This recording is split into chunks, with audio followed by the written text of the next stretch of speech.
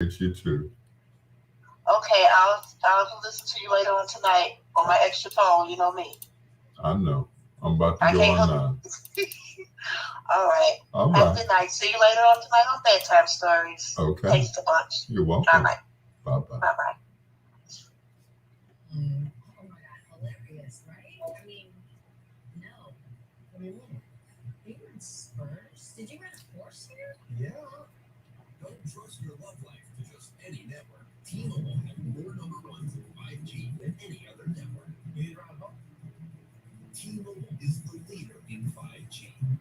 T-Mobile, proud sponsor of Bedtime Stories with Dr. Al Greer.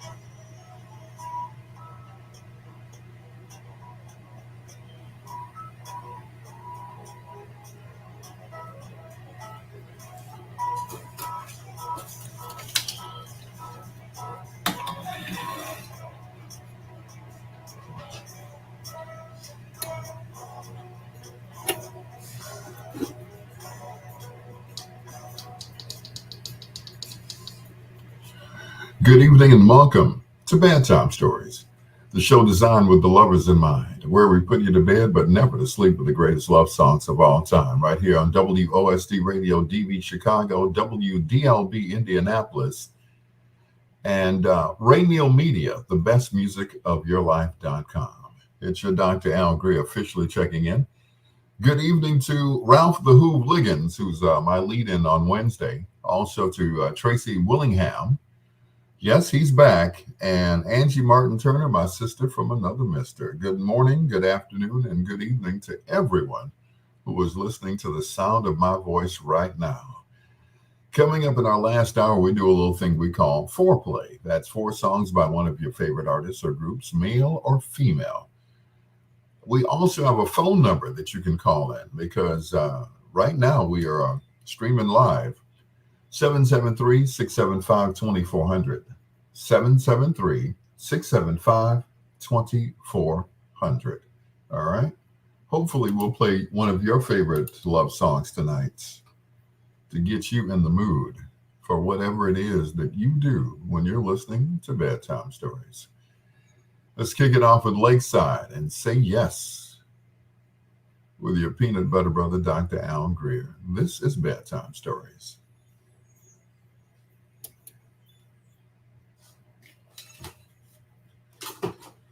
Duh. Tracy Willingham. How are you, Tracy?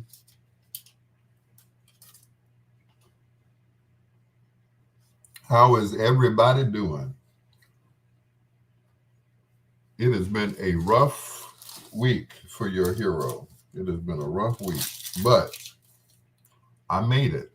It's Wednesday going into Thursday, and I made it. through the week. I made it. When I say I made it, I made it.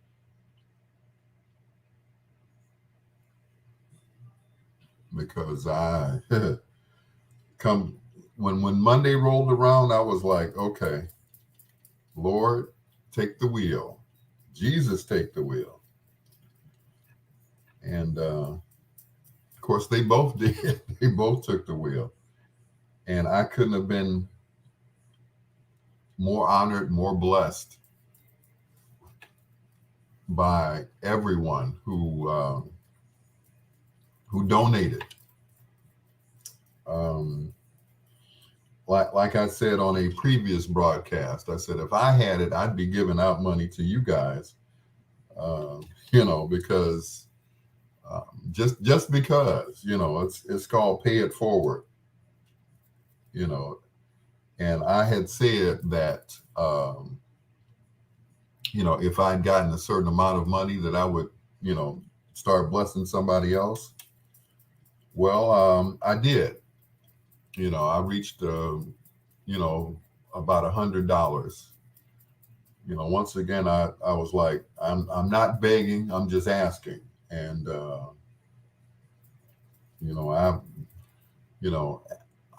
you ask not, you want not because you ask not. So I asked, and that's what happened. I got several financial blessings, and once again, I really thank you guys. Thank you so much, Lady G, Janine Lee Jefferson. Some people don't want their names called, but I have to acknowledge them because they didn't have to do it, and they did, and I thank you. That little ticker tape at the bottom of my picture is not just for decoration; it's for real, and I don't mind telling you guys. I'm kind of fell behind because of my truck. I've been trying to keep that.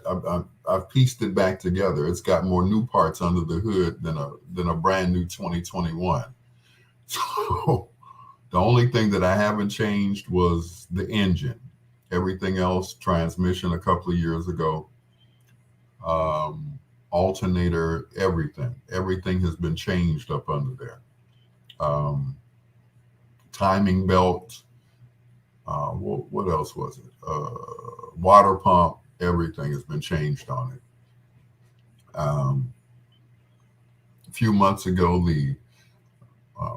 right before it got warm outside, the tire came completely off. Not just the tire, but the whole assembly. Just everything came off. So they had to replace the upper and lower control arms and everything.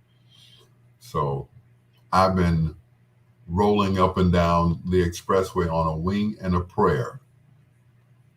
So,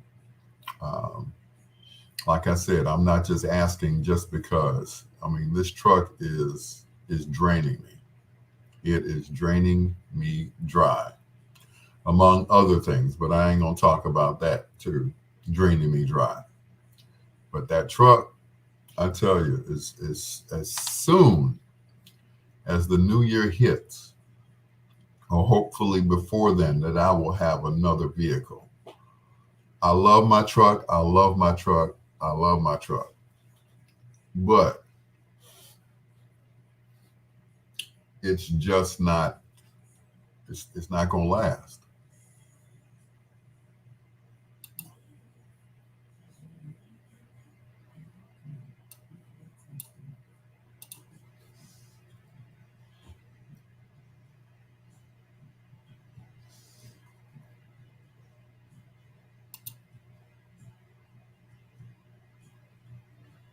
It's just not, it's just not going to make it.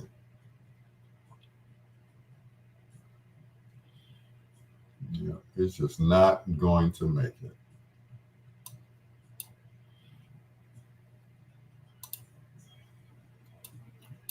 So, good evening, Queen Janine. I was just mentioning your name. Once again, thank you so much for your help and your support. I really appreciate you. Usually you're the first one in the chat room, but and I already acknowledged you, but I'm acknowledging you once again because you just came in, and thank you so much. Boss man, what's going on, Michi? Love you, nephew. Thank you so much. Of course, he also donated. He did the Secret Santa thing, and I appreciate it. I'm like, I'll take it any way I can get it. I am, I'm like David Ruffin. I ain't too proud to beg. And I don't look at it as begging because, like I said, if I got a certain amount of money from, several people, I said I would bless somebody else. So I did that. I paid it forward to someone else, mainly my cousin. So, my thing is if someone blesses you and, you ask for like a certain amount, it's like with, what is it? The GoFundMe page. We've had a GoFundMe page for about going on 5-6 years now. And they say goal, what's your goal? So I stopped worrying about that page and I just worry about my goals. What's going to get me from point A to point B? What's going to get me from Monday to Friday? From Monday to payday. And that's just it. I asked, and a lot of you all, you came to the rescue. Janine, Boss Man, Lady G, I truly appreciate it. My brother from another mother, Big Lou, he also donated. And I was like, I couldn't have asked for more. But like I said, once I got to a certain amount, I started blessing others, and that's it. And that's the way you do it. You don't keep it all to yourself. And I didn't. So I said, okay. I truly, truly appreciate it. I thank you from the bottom of my heart. Oh, I almost forgot. Clara Hubbard, my other sister from another mister. She kicked it off Monday. Even before I got on the air Monday night at VON, I was on the treadmill. And this is a true story. I was on the treadmill at Planet Fitness, and she sent me money. And I almost fell off the treadmill. I was like, sis, I'm thinking she's going to send me, $25, $30. She sent me $100. And I was like, yep. And, from there on, I blessed others. I paid it forward. And that was it. And I was like, I couldn't imagine getting that type of money, and, and I look at it this way. She usually has events. So, she's already paid for my services. So whatever the next event is, I've already been paid for it, or at least a deposit or down payment for my services. Clara Hubbard, Cadenhead, which is her married name. I truly thank you very much. Look at that light. Good Lord, I look like it's Halloween. Anyway, but thank you and bless you all. I really appreciate it from the bottom of my heart.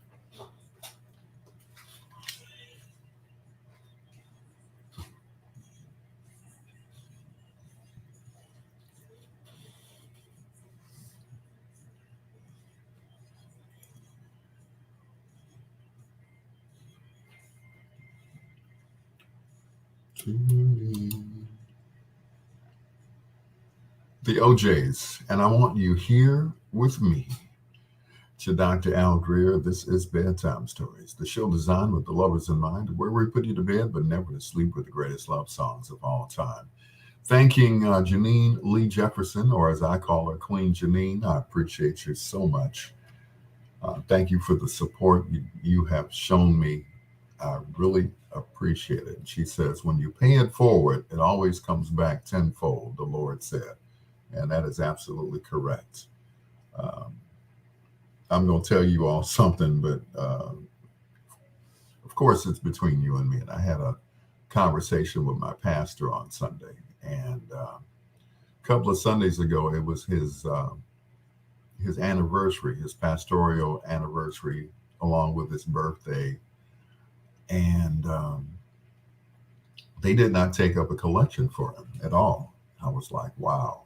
And I felt badly afterwards because I had not gotten any money from him for church. Normally I play the drums in the church and I run the sound, and I'm getting us on Facebook, so on and so forth.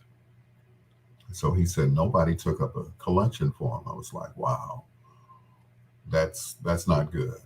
And with COVID, a lot of people were not coming to church. We have a congregation of older people, and sometimes it's hard for them to even get there, let alone to make it as well. And I understand. I mean, I'm getting up there in age myself, but it of course it affects our tithes and offerings. So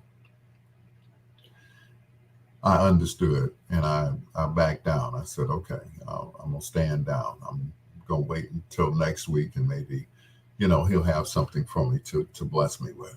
And that was it. It's like, okay, but everybody's feeling the pinch because of this whole pandemic. I wish it would just go away. I wish everybody would go out and get vaccinated so that we can get back to normal. What if I can remember what normal was before, Anyway, let me get off my soapbox and play these dusties, these slow dusties, like this one from One Way. This is Lady You Are with your peanut butter brother, Dr. Al Greer. This is Bedtime Stories. Sheila Forrest.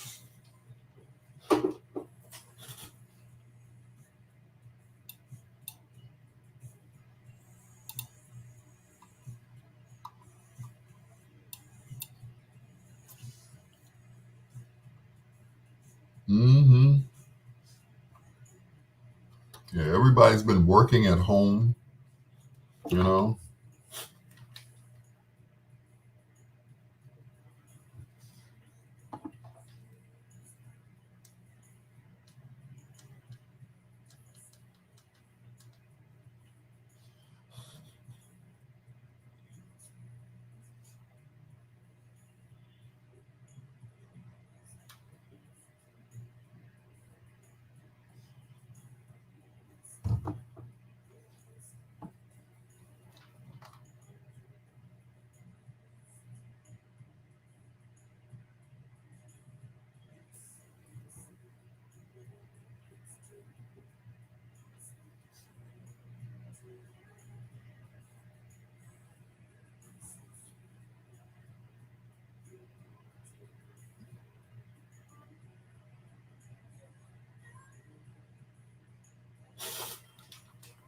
There we go.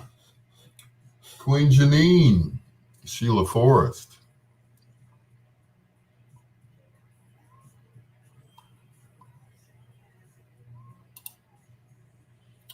Yep. I started working from home on Sunday. Okay. I guess that's a good thing, right? Yeah.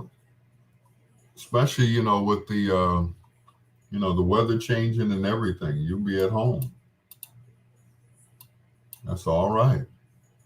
Congratulations. Bree. Hey, daughter. That's my daughter you all speak, okay? Yeah. My favorite daughter.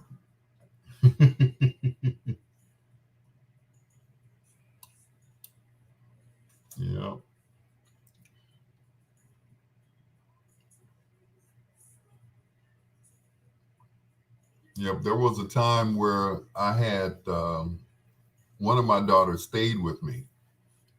And I tell you, we were inseparable. When you saw one, you saw the other.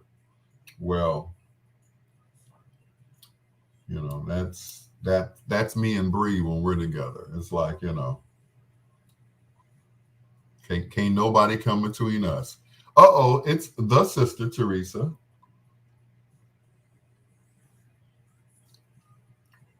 No, we're taking donations tonight, the sister Teresa. Well, we were a couple of nights ago, so I'm re, reissuing that offer there. You know, if you have the Cash App, of course, we'll take any donation. Somebody, don't forget, you have to be at church December 1st. I'm teaching. Okay, cool. I'm there. You know I am. I can't wait to see that. Yeah. So, people were, Sister Teresa, people were blessing me, and I was like, thank you so much.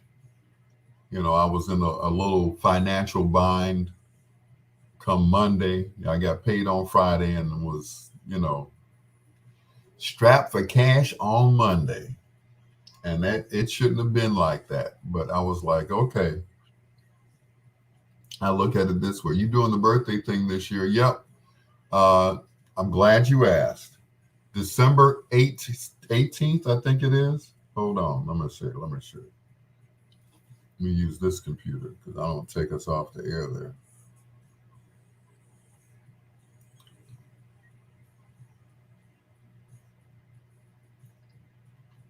Here we go. All right. December 18th.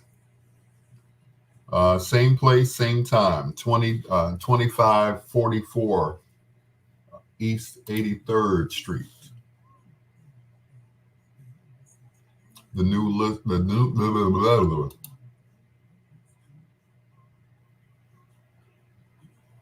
new look restaurant.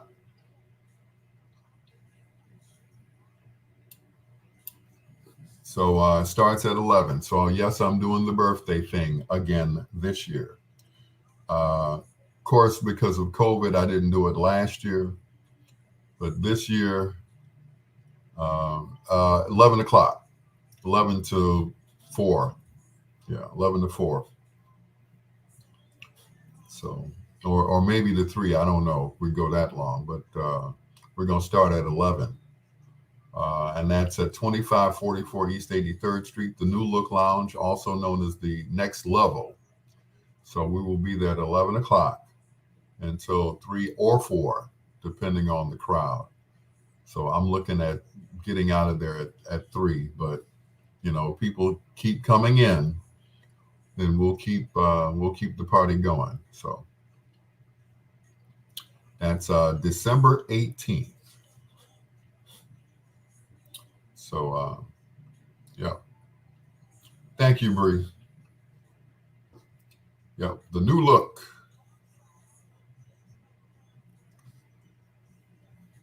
Yeah,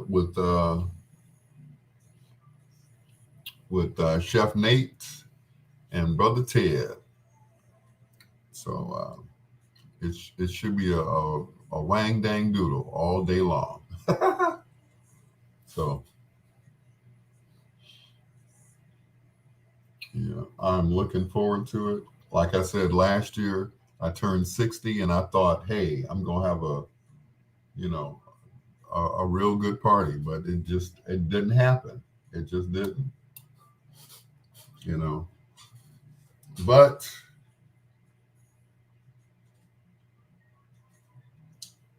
this year we gonna do it up. Matter of fact, let me copy that. But once again, guys, if you have it in your heart, feel like a preacher here. Al P. Greer, and that's Cash App. Once again, I'm not begging. I'm just asking, and a closed mouth doesn't get fed. So just letting you guys know. And don't forget, as always, to share the video on your page. Share and share alike, as the brother said the other night. So yeah, put it on your page. And, one of these days I'm going to be famous. And you all are going to say, ooh, we knew him when he was broke. And I hate to use the word broke. I like to just look at it as, just between blessings. It's a blessing to have a job and to actually get paid for it, especially a job that you love doing. I mean, if I were a garbage man and I love garbage, I'd be Oscar the Grouch. But I'd be Oscar the Happy Grouch, if that makes any sense, because I'd be getting paid, what they get paid. And I heard the story told once. The singer and actor Tyrese was not even interested in becoming a singer or an actor. As a matter of fact, one day he ran outside and asked the garbage man how much money he made. He did. This is a true story. We see you, Queen. So you don't have to repeat yourself. But thank you once again, Queen Janine Lee Jefferson. Yep, you gotta say the whole thing. It's like a Tribe Called Quest. But anyway, he ran outside and asked the garbage man how much money he made. He was like, he had aspirations of being a garbage man. He got discovered singing on a commercial, and that was that commercial for Coke, where he was sitting on the back of the bus or the train or whatever he was doing. And from there, they signed him to a contract. From there, he was in the franchise of the Fast and Furious. So you never know what you're going to do in this life. You never know what God has planned for you. I was talking to this gentleman this afternoon. His name is Art Neely. And he said, it's a pleasure to speak with someone who knows what you're talking about as well as, what I was talking about. I'm like, yeah, okay. I told him a few things and he gave me a few things. So, I think I made a new friend. He's 85 years old, just made 85. So, God bless you, Art Neely. Thank you so much for being a part of my life. So, yeah. And, of course, he donated to the cause as well. I didn't, I asked him about something. He said, hey, man, it's yours. Go ahead and take it. I said, I asked to borrow a mic stand for Saturday for the quarry. And he said, go ahead and take it. I'm like, thank you. Thank you very much. He said, I don't use that thing. Go ahead and just go ahead and take it. I said, thank you, sir. I appreciate that. You mean, I mean you $95. 95? Okay. Okay. Mm-hmm.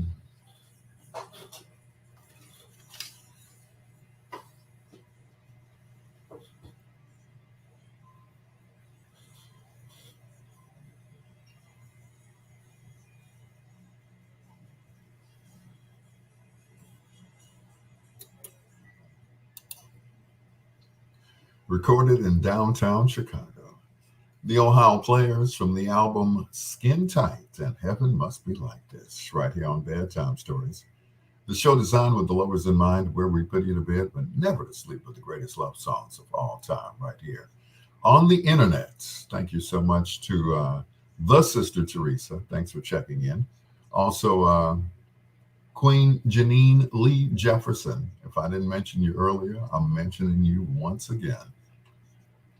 If I didn't, charge it to my head and not to my heart. Hello to Brother Art Neely. I had a great conversation with him this afternoon. Um, we took a stroll down memory lane, and I really appreciate you, sir. He's 85 years young. Yeah, got a young spirit, and had a great conversation with him. I got a new uncle or godfather, as I call him. Anyway, and I would be remiss if I didn't mention my daughter, my favorite daughter, as she calls herself, with my favorite grandchild, which that's what it is, my favorite grandchild, Naomi. And I miss my grandchild. I haven't seen her in quite a while. When it's been what, 2 weeks, and she loves her pawpaw, and she knows that I love her. You know, from the time she came out, I was carrying her around, had my car seat in the back of my van, just riding her around. Had my own bag with my own bottles and my own diapers and the whole thing. I had all a change of clothes, shoes for her, the whole thing. I still probably have that bag somewhere, and it's probably still packed, you know, because she likes Cheetos just like Pawpaw. That is my baby right there. Anyway, let me stop before I start crying. You know, that's my little girl. Anyway, yeah, one of these days, I almost called her Larice. Larice is my oldest daughter. I'm like, that's how we were back in the day. Here's DJ Rogers and Say You Love Me on Bedtime Stories.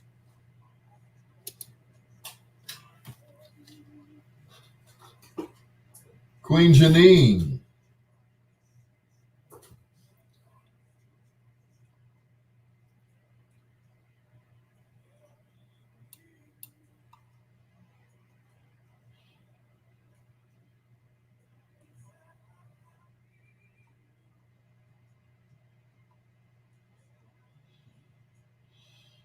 To see me through.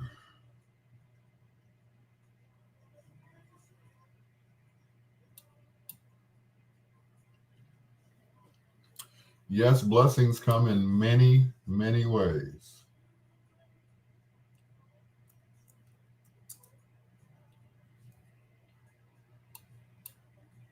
And you know, my car had old French fries in the back for 14 years. Oh Lord. Oh no. Mm-mm-mm. I know the feeling. Um, Back when Richard Peggy was still here, he used to tease me. He said, "You got McDonald's stuff from back when they were saying, what was that? They used to say with the Big Mac attacks, buy one get one free." Yeah,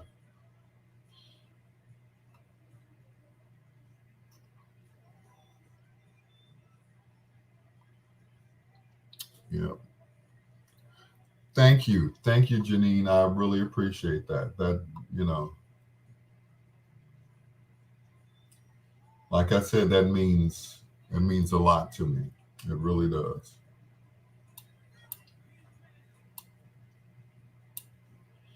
Yeah,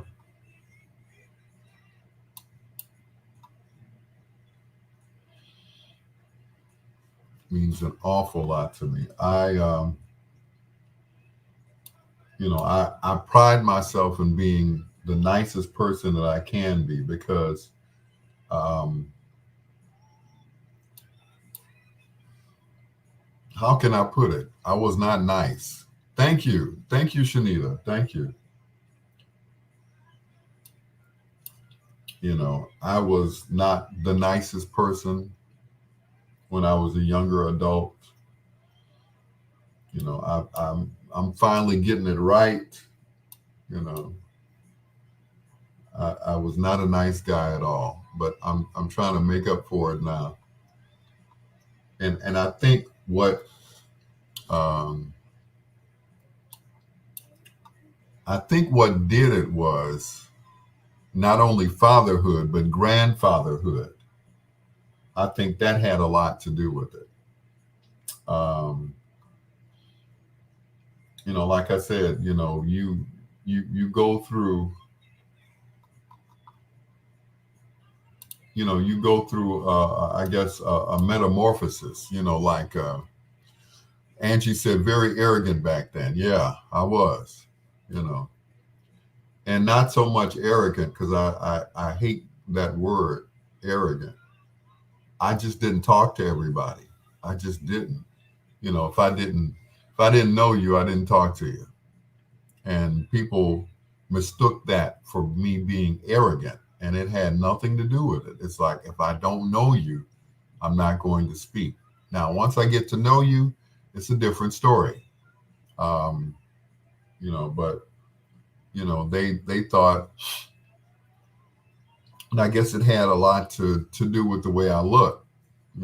I had a certain look back then, and they just thought I was stuck on myself, and I never thought that I was all that in a bag of chips, but they thought that I thought I was all that in a bag of chips. So you know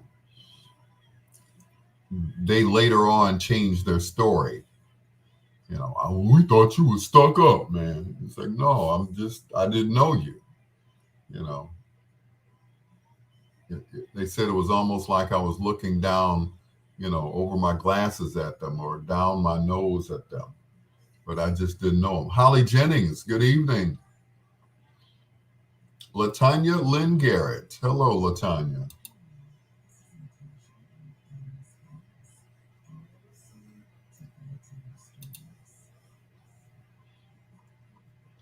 Yeah. Thank you, Latasha. Latanya, I'm sorry, Latanya. Latanya Lynn Garrett said, I am not stuck up. Thank you, Latanya. Thank you. I appreciate that. But oh, yeah, they just thought I was,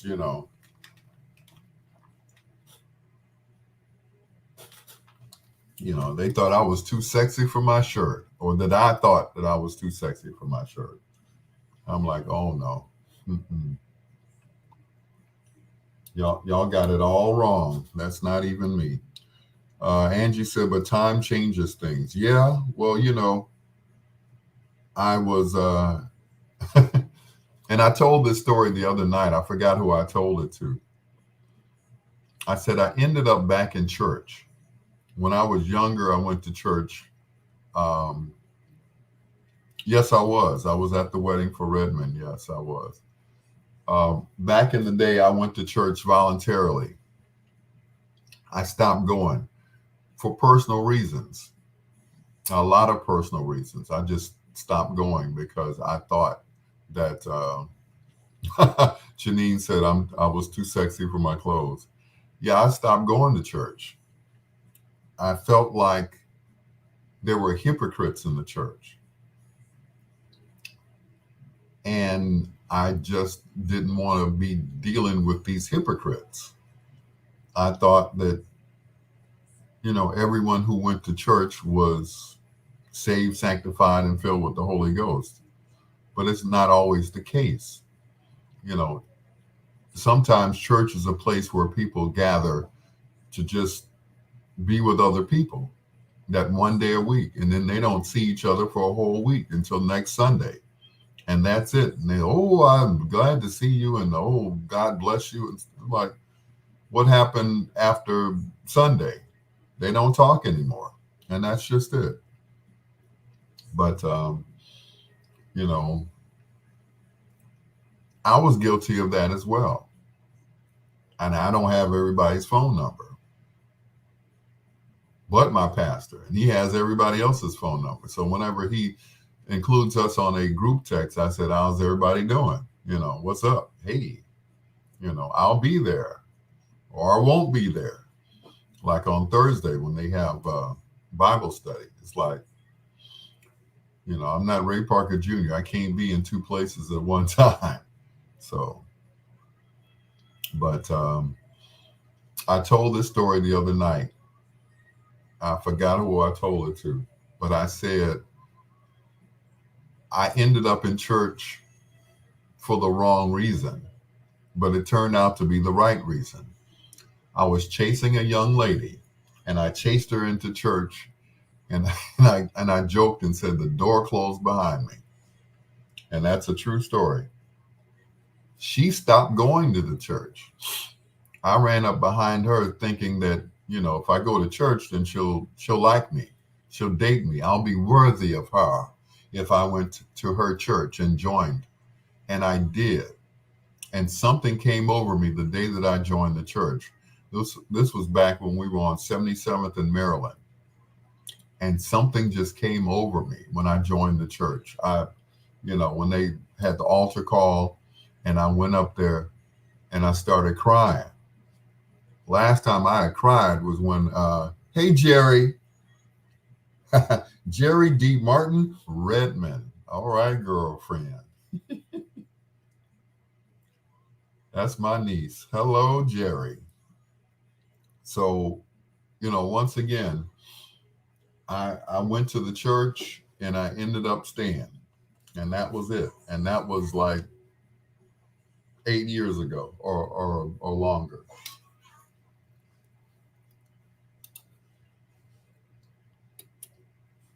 Roof is featuring Shaka Khan and Everlasting Love here on Bedtime Stories with your peanut butter brother, Dr. Al Greer. Saying hello to Latanya Lynn Garrett and also my niece, Jerry D. Martin Redmond. Got to say the whole thing. Her and nephew were married on Saturday. I was part of the wedding. It's been a while since I was part of somebody's wedding. And I was like, and I'm not saying this because she's online right now. I was elated that they even wanted me in the wedding. I thought I was just the DJ, but I felt like, that whole family dynamic. And, I got to thank you all for letting me be a part of the wedding. Like I said, I had not marched. The last wedding that I was in was when my daughter Brianna got married, and I gave her away. That was one of the proudest days of my life because I got to walk her down the aisle, and the part came where, who giveth this woman to be married to this man? And I said, I do. In my deepest, very white voice, I do. So, yeah, I tell you, I felt like family. It really did. And I thank you, Jerry. I really do. From the bottom of my heart, you and Lydell, the Hypnotics, of course, they are now one. You're no longer him and her. It's together. And that's the way it should be. Till death do you part, in sickness and in health. For richer, for poorer. Tell that to your mama, Bree. For richer, for poorer, okay?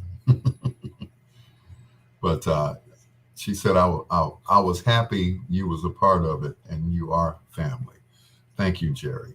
I appreciate that. Now you're going to make me cry. But I feel all warm and fuzzy inside now. I love you too, niece. Here's Freddie Jackson. I could use a little love right now. And a sandwich.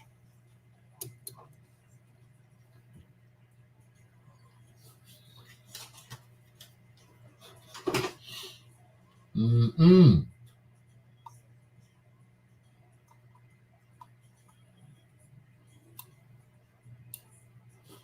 My goodness. Shanita. I love you too, Jerry. Thank you. And I didn't get a chance to tell you on Saturday, but you cute and everything. But Saturday, you were floating. You were gorgeous. You were just radiant. you know, Mr. Redmond, how are you, sir?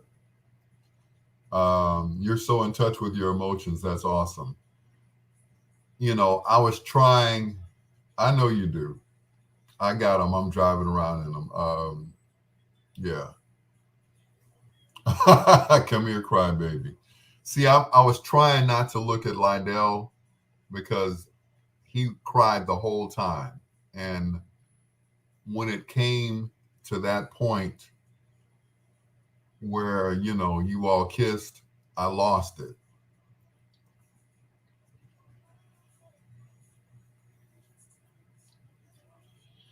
And you all know why, because my wife was there. And I was like, you know, once again, I guess I was hoping for a miracle that day for her to just run up to me and say, "Hey, you know, let's just start all over again." But it was all for show, you know. But that was it. But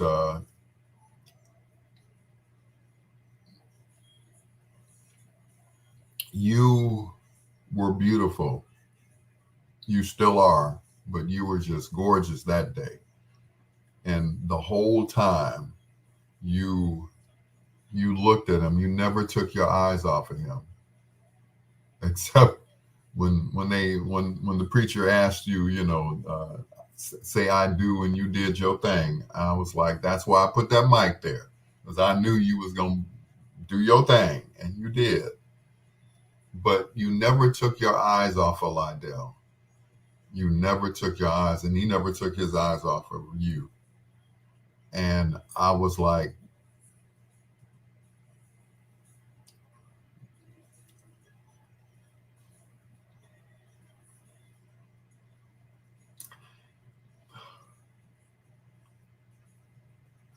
she set you up. She knew you'd cry on Patti LaBelle. I, like I said, I was trying not to lose it that day, but it was just something about that whole day. And you know, yeah, it was absolutely amazing, you know. And I'm trying not to cry now, but you know, so you cried in the lobby, okay? Yeah, you lost it for everybody.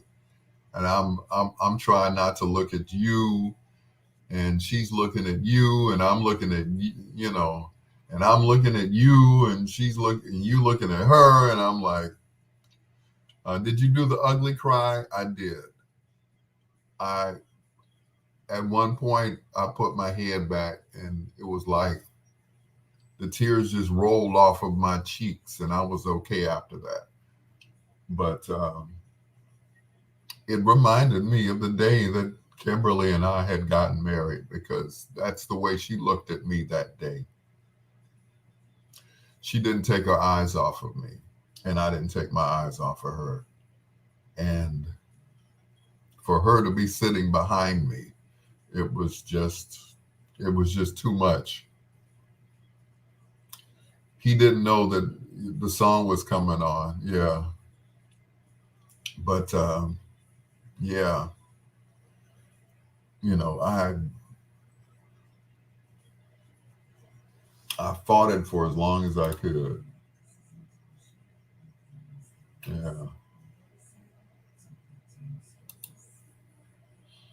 Yep. I held back as long as I could, and I just, you know,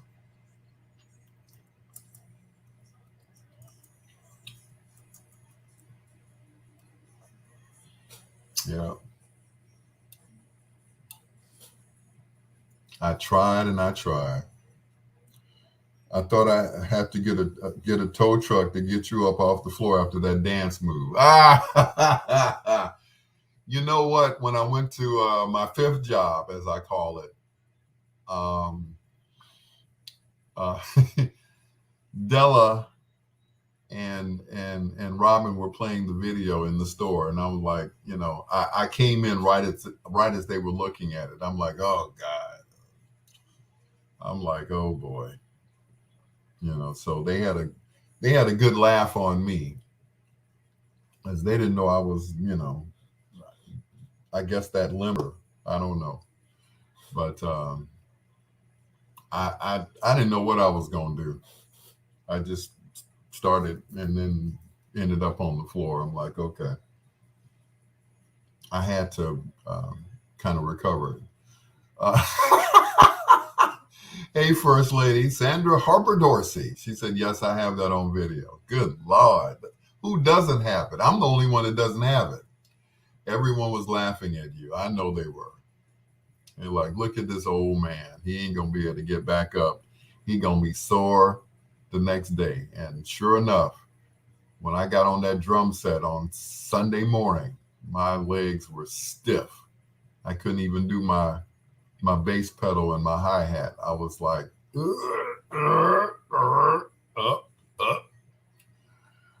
you move well for a 60-year-old. I don't want to see the video. I've seen it 20 times, and neither one of those times was actually on my phone. I saw it on my page. I saw it on my Facebook page, my Instagram page. I saw it on Brian Jenkins' page on Instagram. I saw it, I'm like, oh man, I didn't know what I was going to do. It just, and that was it. So yeah, you embarrassed me, but I still love you. Thank you. Thank you, Bree. Yeah, thank goodness your mom had left already and she didn't see that. She'd have been like, Maybe she should have seen that. She'd have probably said, no, you coming home. You ain't gonna be out here like that. You get your stuff and you come home tonight. But of course she had already left. So so she missed my performance. LT, what's going on? What you said? Send it to him. I don't want to see it. She saw it. Yeah, she saw it, but of course, nothing happened. But it is what it is, and kept it moving. But I had a ball. Out of all the weddings that I've ever been at, even my own at Mr. G's before they closed, I had a great time. Yeah. You all right, Leslie?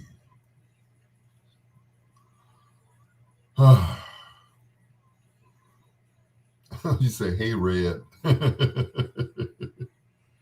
But Leslie, you missed a beautiful event. It was an event. It wasn't just your regular, wedding and reception. It was an event.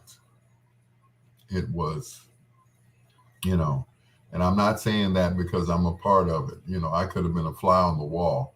The wedding of Lydell and Jerry on Saturday. It was beautiful. When she came out and he saw her, I looked at him, I looked at her, I almost lost it. I'm like, Yolanda, I need you. I don't have any heat in my truck. I need you. I don't know if it's a fuse or whatever, but I have no heat in my truck. I need your help. I need help. I got in the truck. I looked and it was 30 degrees. I was like, oh Lord. Did he cry? LT, did he cry? Did he stop crying? That's the question.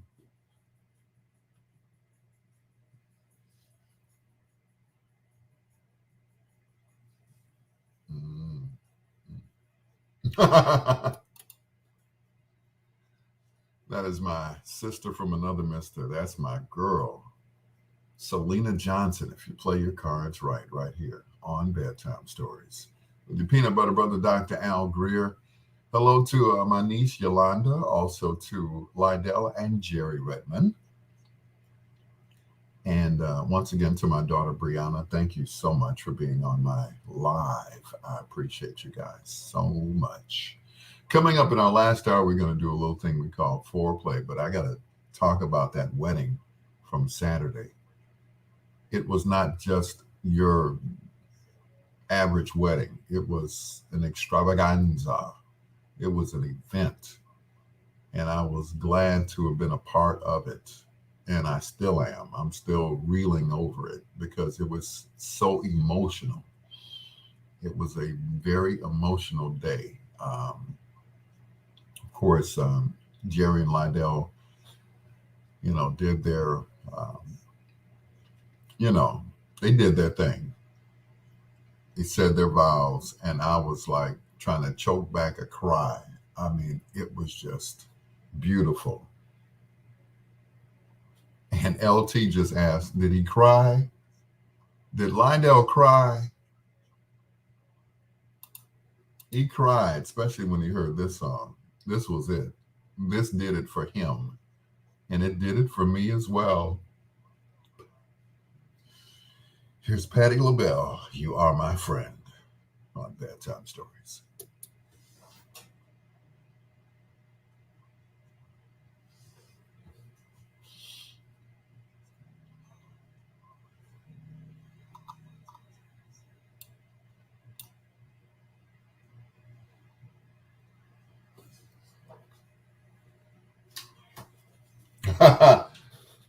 So your invitation got held up in the COVID mail. What time should I come, Yolanda? Because I got to be at work at 11. I'll just be late because I don't have any heat.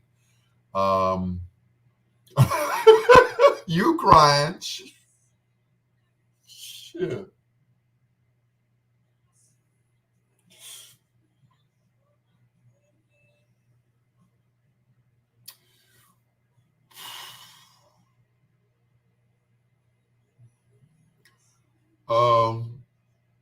Yolanda, tell me where to come in the morning to take my truck because I got to have some heat. I mean, I have no defogger, no nothing. It's not doing anything.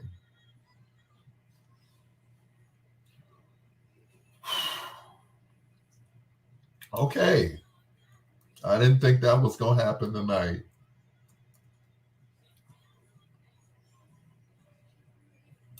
I didn't think that was going to happen, but it did.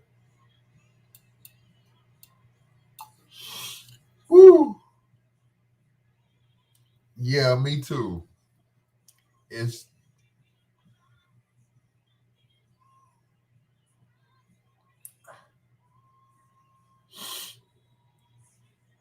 I was doing a party over at Mr. G's.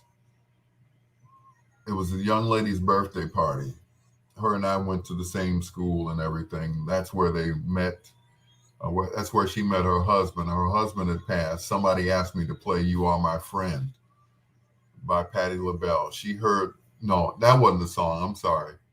The song was 'Cause I Love You by Lenny Williams. And they had to take her out of there.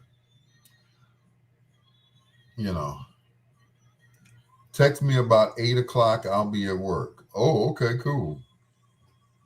But she heard, all she heard was the beginning of the song, wom, wom, wom, wom, wom, and she ran up out of there.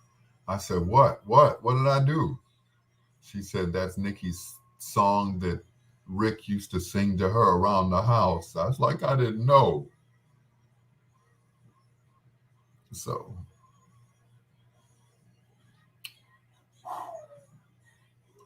for foreplay, I don't know. Leslie, if you have a suggestion, let me know. See, now I ain't gonna be no good the rest of this night. Ugh.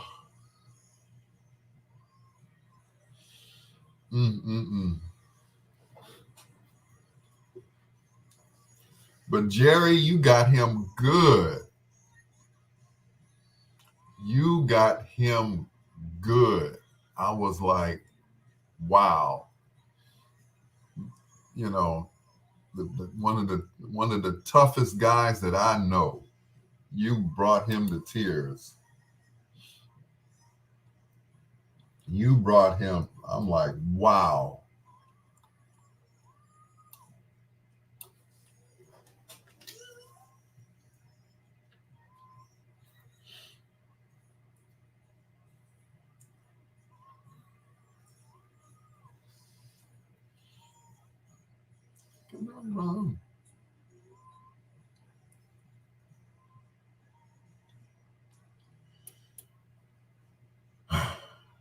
Patti LaBelle, you are my friend. It's Bedtime Stories right here on WOSD DB Chicago, WDLB Indianapolis, Ray Neal Media, the best music of your life.com. It's your peanut butter brother, Dr. Al Greer. LT said, AG is such a crybaby. Oh, you should have saw Lydell on Saturday. You think I'm a crybaby. I'm trying to hold it together right now. But anyway, Bedtime Stories, of course, is sponsored by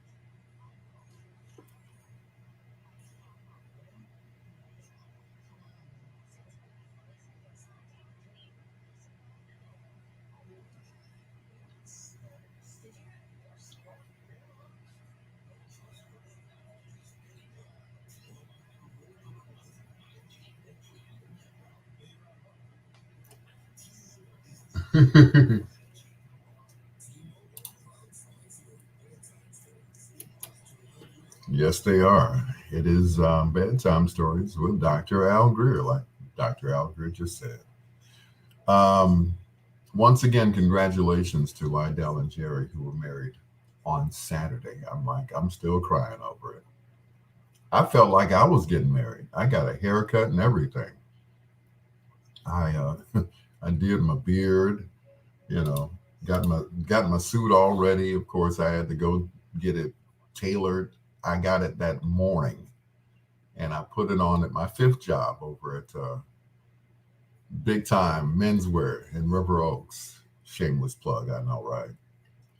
And I got dressed right there in the store in one of the dressing rooms and was out there selling suits. I sure was. Once again, congratulations, guys. This one's for you, from me, the Ebonies, and it's forever on Bedtime Stories.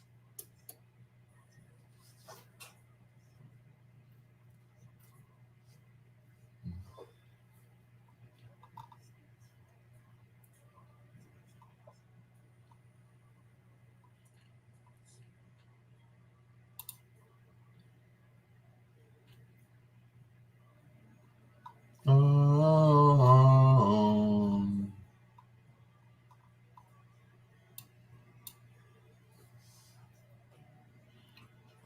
um, Woo! LT, he cried nonstop.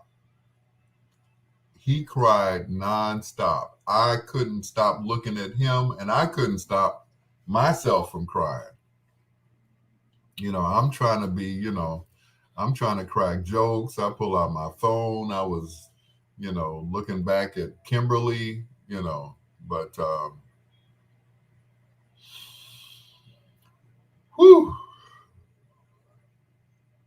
I mean, if you didn't cry at that wedding, that you have no soul. Your name is Massa King. You ain't got no soul. But it was it was beautiful. It was beautiful. Um, like I said, when, because of course he hadn't seen Jerry. So when she came out in that dress, hair and makeup, nails and everything, teeth shining like pearls, that was it. Africa Porter. Oh my God. Woo. Hi, Africa.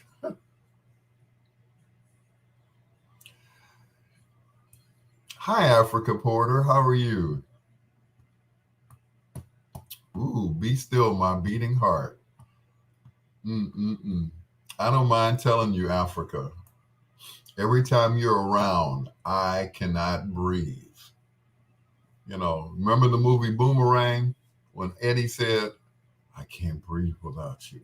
I can't. It's like you know, like Prince said, you leave me without breath, baby. Ooh, yeah. I'm like, good Lord. Mm-mm-mm. I remember, I don't know why I'm bringing this up, Africa. We were at Mark Allen's funeral, and and you and Mel B was sitting, and I'm like, dag, you all just don't age. You all got to be vampires or something. Y'all still look the same. So I hadn't seen Jerry since Friday morning when I took her to work. Wow. So I know how you felt, man. In Africa, we were at, where were we? The Parkway Ballroom, I think that was, um, on King Drive. And you had on these tan khakis that were kind of fitting. And I was like, that's a woman right there. And I like, I usually like my women to be full figured, but, those pants were wearing you. And I don't mind saying that. Of course, I'm going to get in trouble tomorrow because I said that. But yeah, them pants were wearing you. Yeah. Hadn't seen Jerry since Friday morning when I took her to work. Wow. So I could imagine how you felt, Lydell, when you finally saw her on Saturday. I'm like, I felt my knees buckling. I'm like, oh, am I going to be able to stand up? What if he falls and I got to pick him up? But I cannot stop talking about it. It's, like Janine just said, being a hopeless romantic, that's me. That's me. I tried to make light of it. I tried to make myself laugh. I tried to make others laugh around me. But with, Kimberly there, it was just very touchy. I'm like, okay, who invited her? But she was there, and, I made the best out of it. I tried to make jokes, and, whenever I heard certain things, I would look back at her like, yeah. For rich or for poor, yeah, uh-huh. But of course, she wasn't hearing that. That was just, some words that the preacher made up. That didn't apply to her. So, but I was like, this is great. I've been at a lot of weddings, where I officiated a couple of weddings one year, but it was never as touching as this because I knew the two people, and that it really got to me. It really did. And once again, I'm happy for you guys. I really am. It it almost did me in though. I don't mind saying it almost did me in.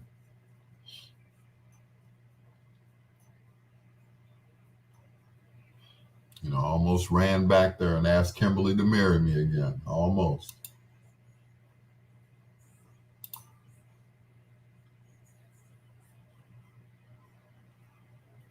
Yep, almost. You could have got hitched at City Hall and would not have mattered to me. I know that's right. Mm-mm.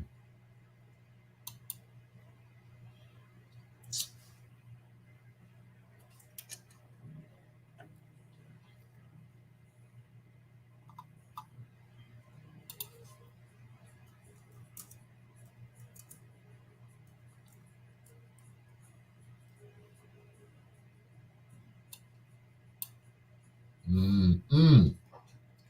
Uh-oh, it's Lady G. No, no, LT, come on. Come on with it. Come on with it.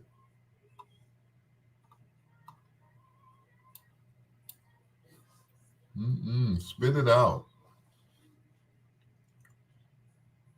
But yeah, she played the wife role all day. Kimberly did. She played the wife role the whole time. So I was like, okay, I'll play along. Yep.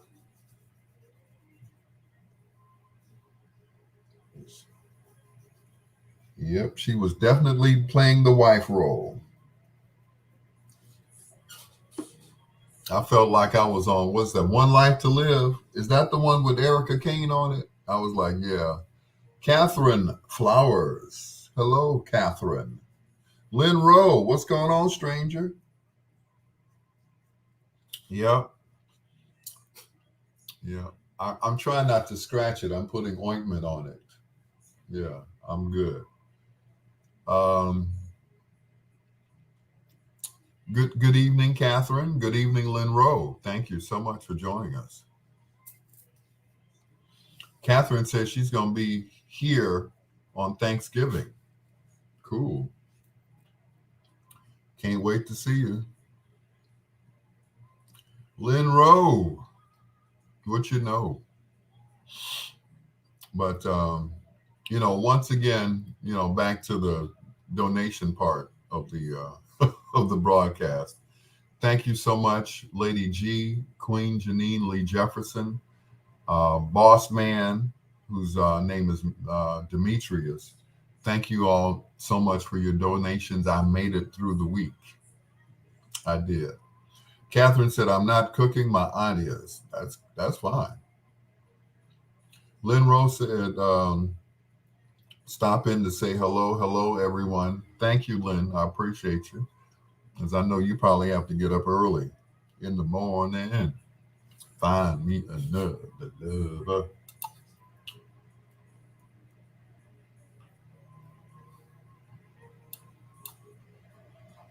Yeah.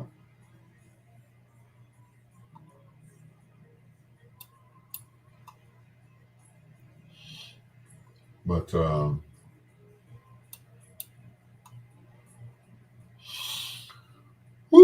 thank you. Thank you, all of you all, for your donations. I really appreciate that.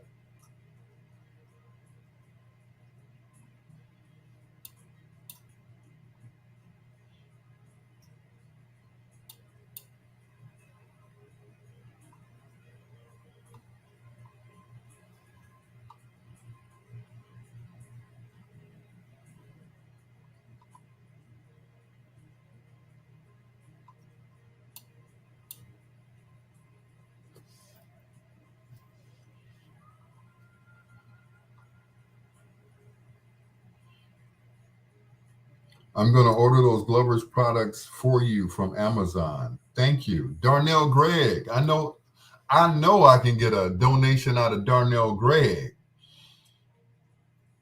I know I can get a donation from Darnell Gregg. I don't even have to say anything. $ Al P. Greer on Cash App. I know I can get a donation from Darnell Gregg. I'm good for the rest of the week. Yes, thank you. Especially after Darnell Gregg hooks me up. I'm good after that.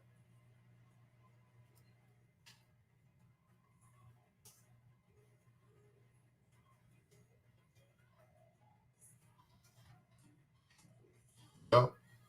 Darnell gonna hook me up. Aren't you, Darnell? Yeah. Uh-huh. Yeah. Yeah. You owe me. I know. Mr. Gregg gonna hook me up. I don't even have to say anything. But thank you, Lady G. Once again, I appreciate you. I made it. You know, it's Wednesday, one more day before payday, and I'm good. But I really thank you all. You and Janine, Boss Man, everybody who donated. And like I said, once I got to um, a certain amount, I started blessing others. Um, well, I sent some money to my son. He needed money to eat, so I went ahead and sent him some money. But you know, once I got to a certain amount, I was like, okay, cool. I can start blessing others. But thank you so much. It meant a lot to me. I mean that.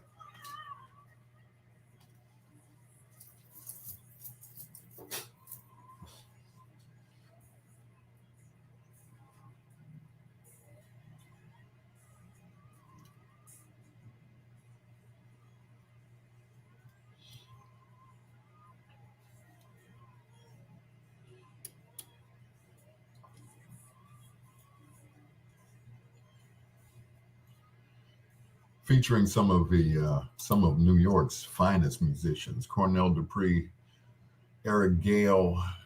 I mean, the list goes on. Bernard Pretty Purdy, I think he was on drums on that song. So Satisfied, the late great Richard T on piano. Oh man, whew. I didn't know he had like 6 kids. Richard T on piano, as well as of course Valerie Simpson, Ashford and Simpson, and so satisfied. Right here on Bedtime Stories with your Dr. Al Greer. Hello to Darnell Gregg, whom I know. I'm putting it out there. I know he's going to send me a donation right now at $Al P. Greer. Aren't you, Darnell? Yes, you are. How you gonna front me, man? How you gonna front me? Come on, Darnell. Come on. Bring it on home, brother. Bring it on home. Bring the tithes and offerings to the storefront, brother. I know he's gonna hook me up. Janine, Lady G, once again, thank you so much. I didn't know if I was gonna make it through the week, but you all paid it forward. And like I've been saying all night, I got to a certain amount, and I blessed my son with some money so he could get something to eat. He's away at college, and he asked me on Saturday, and I did not have enough to give him, so I was able to bless him um, on Tuesday, and he sent me a thumbs up, and he said, "Thanks, Pops. Be cool." He said, "Be cool," because that is something that we tell each other. My dad started that when he was still with us. He would always say, "Be cool." He never told me, "I love you, son." So I told that to Ahmad one day. And ever since then, he always says, before we even get off the phone, "Be cool, Pops. Be cool. You too, Ahmad. Do well in school, all right? I know you will." Here's more from Ashford and Simpson. Is it still good to you on Bedtime Stories?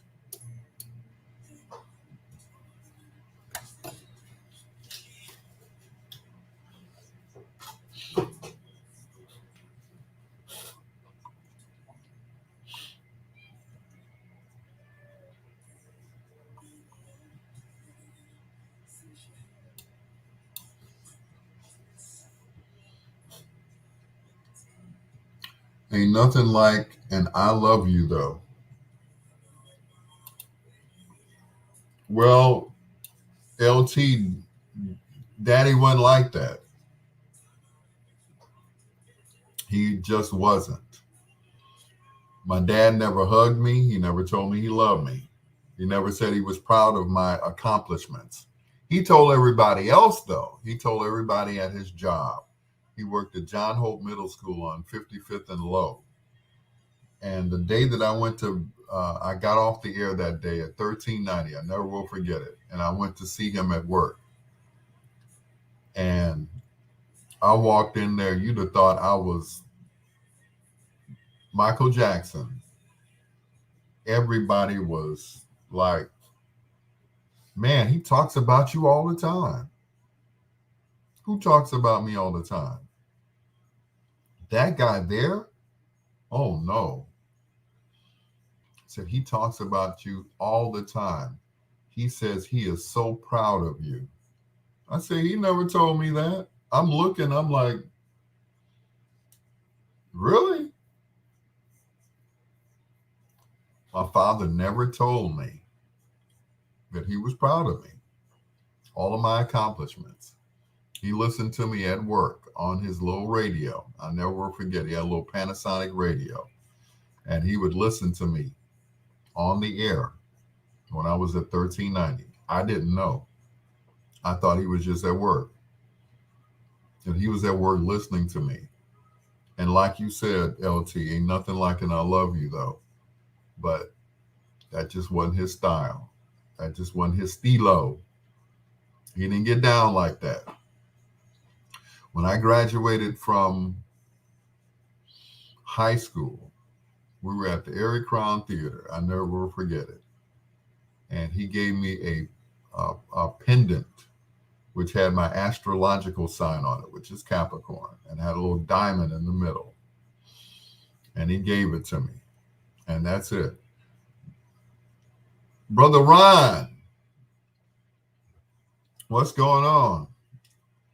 11:20, baby. 11:20, Ron. I got your song today. I'm going to add it to our, when we start playing Christmas music. What's going on, Brother Ron? Hey.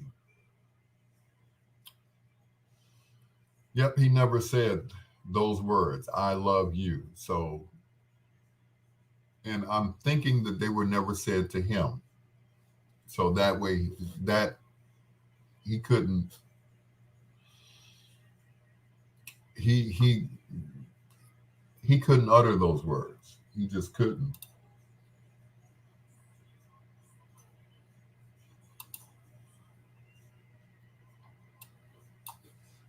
So that was it. So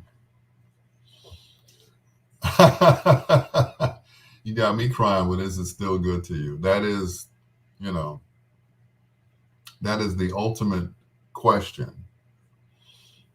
That is the ultimate question that you bring to your mate. Is it still good to you after all these years? And it has nothing to do with sex. It has absolutely, positively nothing to do with sex. Is it still good to you? Is the relationship still good to you? And that's it. That's the gist of the song. It has nothing to do, nothing sexual, but is it still good to you? Neither did my mom's, but I made sure I always tell my daughters and my grandchildren, I love you every time I see them. And see, that's the difference. That's the absolute difference.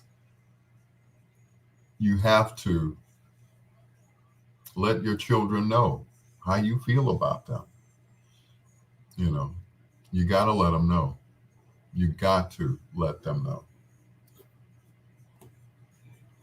Every day, every hour, whatever. Hey, son, I love you, man. Oh, okay.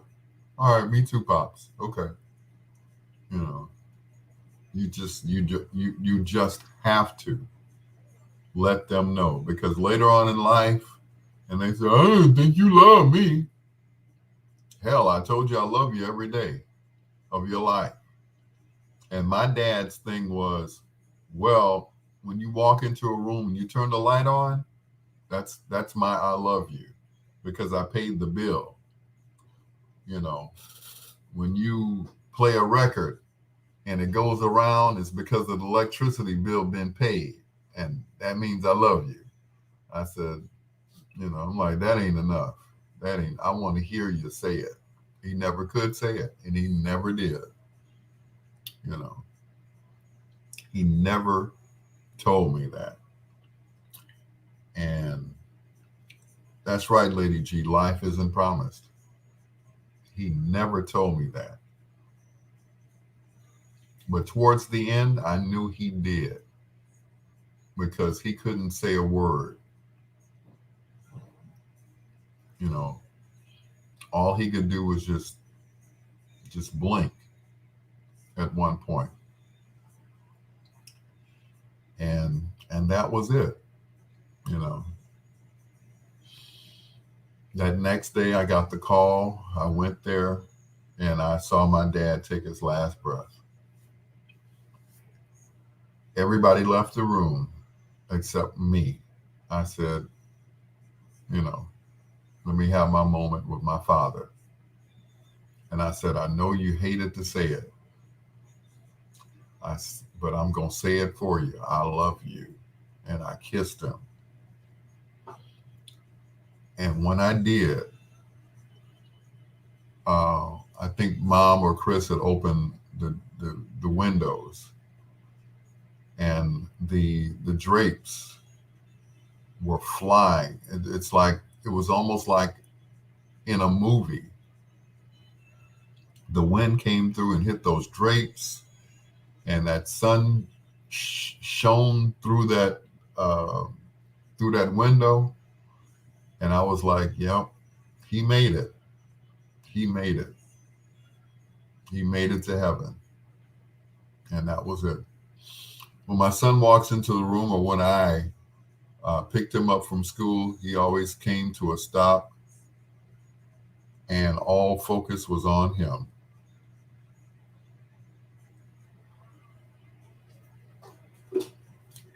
There's nothing like a mother's love. A mother's love.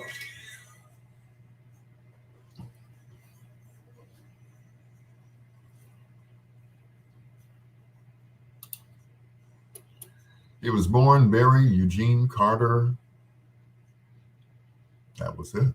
Carter. Not White. He hadn't become Barry White yet. Eugene. Barry Eugene Carter White. Yeah. And just the way you are, right here on Bedtime Stories. Javier. Hola, ¿cómo estás? Muy bien. Yeah. Thank you so much for being on my live, Javier. I really appreciate you, brother. Yeah, that's Javier. Javier is on our sister station, WRLL 1450 AM, for those of you who are bilingual and speak Spanish. Check him out, all right? I think he's on the air right now as we speak. Catherine Flowers says, I say it all day and night. No bye, but I love you. I heard that. Janine says, James is a mama's boy. I'm like, you think? I told you this before. I see me in him. That is me at his age now. My dad was my superhero, but Mom was Wonder Woman. If he was Superman, she was Wonder Woman. And that's it. Yeah.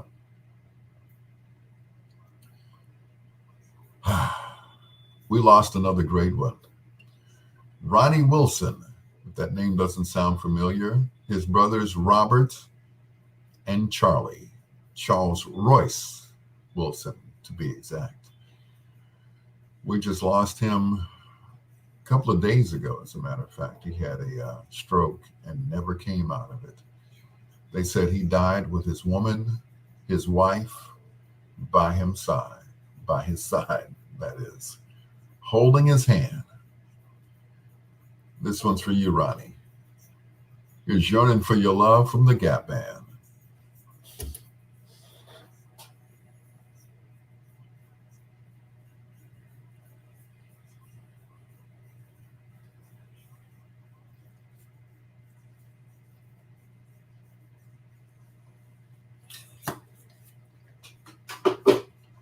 Ooh, Lord, y'all gonna have me crying up in here again tonight.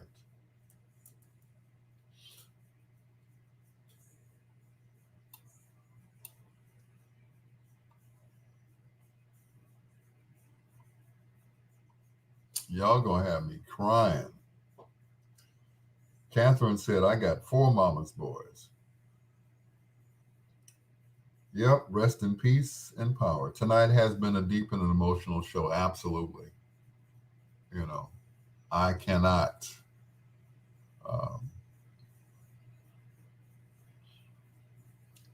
Can't seem to get it together tonight. But I thank you all for being a part of it. At least I won't have to stay on as long as I did, the other night when I was doing the B-sides. But I really thank you all for all that you all do, all that you've done this week. You all have shown me that, you all are friends. The definition of friend is to show one who is friendly. And that's it. And you all have shown me love. Ron, what is that? What's the matter, bro? Nothing now. Just emotional. Just a lot of things that are going on where I'm staying right now. And I'd rather not talk about it, but it's, I asked God to fix it, basically. I said, I want to be comfortable. And if that is possible by Christmas, I hope to be comfortable. But I thank you all. Like I said, from the bottom of my heart, I really do. Because I didn't know how I was going to make it through this week. On Monday, I had $20 in my bank account, and Cash App, it was just non-existent. Usually, I have a nest egg saved. I have 4 accounts with Bank of America. 4 accounts. 2 checking and 2 savings. It was too empty. Like I said, I had a conversation with my pastor, and he couldn't help me, but that's okay. It's just this one time he couldn't, and I texted him back. I said, I understand, and that was it. So when God reveals, he shows you his works. Absolutely. No worries. Give it over to the Lord. Let him handle it. We're here for you. Too many accounts. No, that's just it. One checking feeds the other checking account. And then the savings account is just a backup for the 2 checking accounts. One savings account has a higher interest rate. So I get, so that's why I have 4 accounts, 2 checking, 2 savings. So I always have some money somewhere. I always have a stash somewhere. But unfortunately, it wasn't happening. So one of my savings accounts is going to disappear.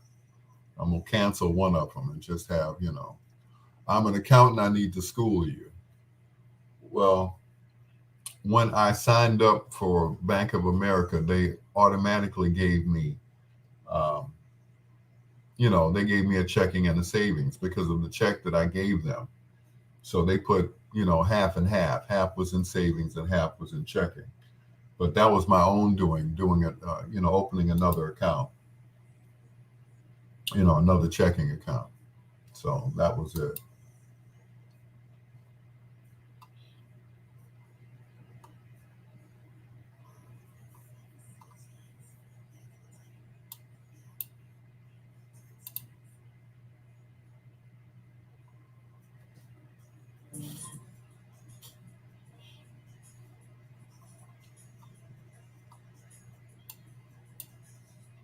So that's the reason why I have so many accounts. But yeah, whenever I had, and I split it up that way. So I would always have some money in one account somewhere to back up the other account. So, but yeah, I plan to just have, you know, because one of them it's called keep the change. So whenever you use the bank card as a credit card, it puts money back into that second checking account. So, but yeah, I'm gonna just have one savings and then two checking. That, like I said, that keep the change thing. So that adds up whenever I use it as a credit card. When you don't use the PIN, then it gives you money back depending on how much you spend. So, but thank you, Catherine. I'm pretty good at that stuff. I had the ultimate accountant, and that was my mom. She was the ultimate accountant. She would sit there at the table, at the living room, not the living room table, but the kitchen table, and she would write out the checks. And that's why they had such excellent credit. She paid the bills on time. As soon as they got paid, those checks went straight to the bank, and she wrote out the checks. She would sit there and write out the checks and give my dad his allowance. I think my dad was kind of skimming. But yeah, she was the best accountant that I'd ever seen, and she didn't do it professionally, but she was great at it. She balanced the checkbook like nobody's business.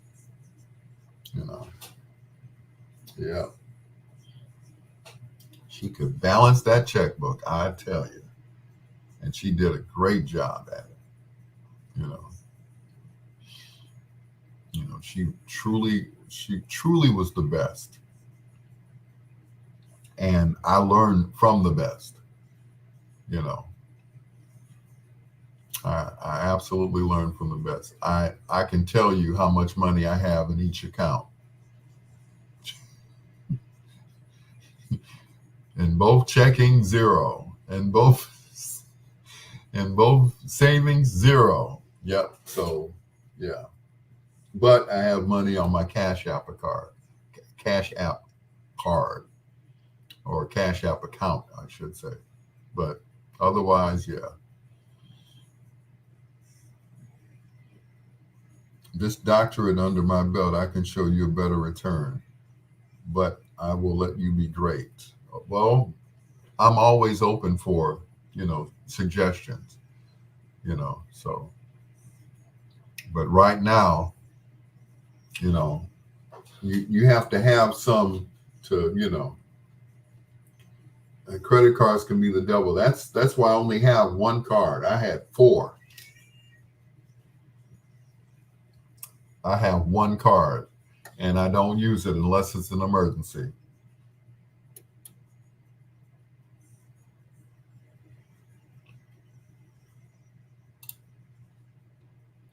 Rest in paradise, Ronnie Wilson of the Gap Band.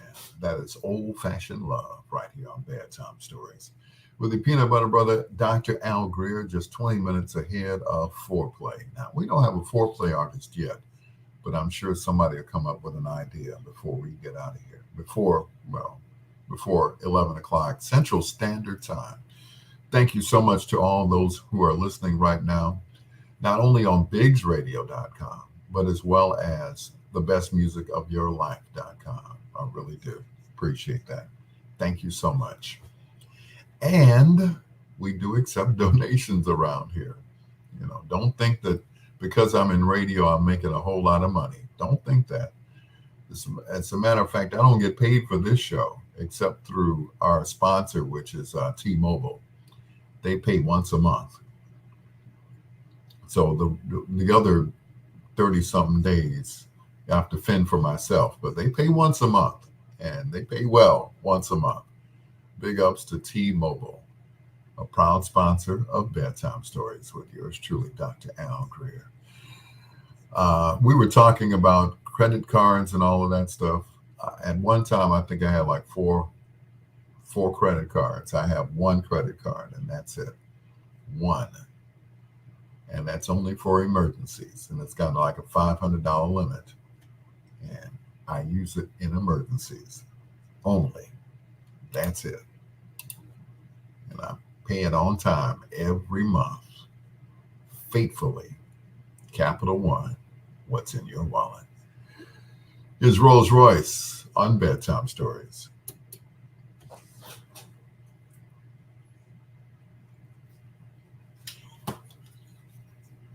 Gerald Levert. I guess we can do Gerald.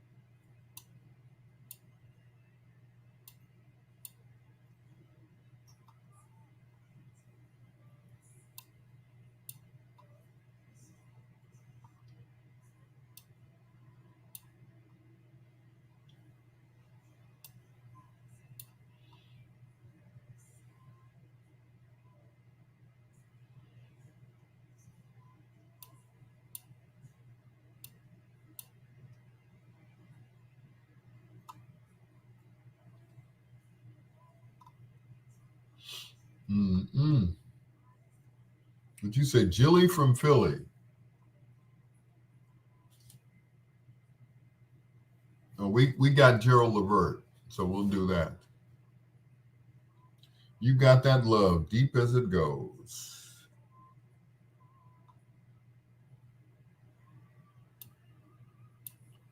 Amen.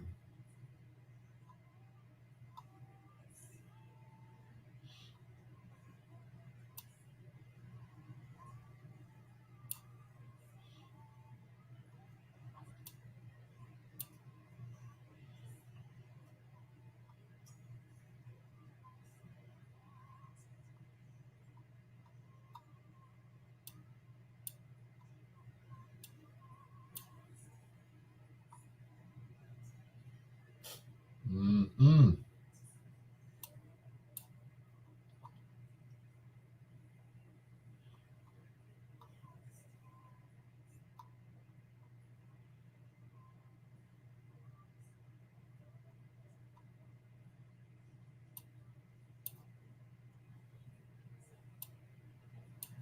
One of those is going to play.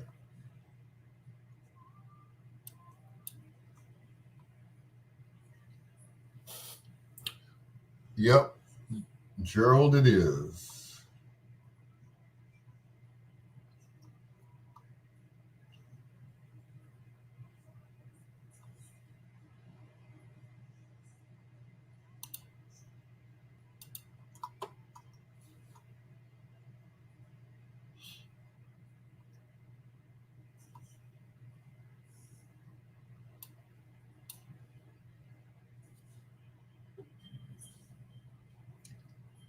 The G spot.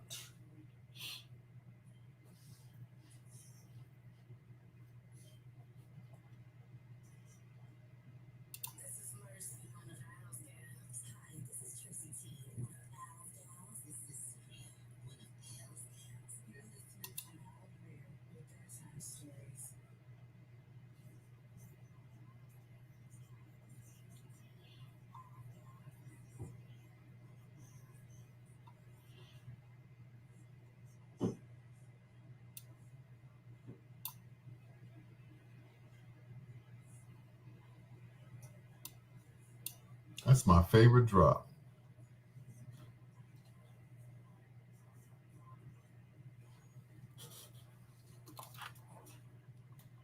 See if I'm still on the air.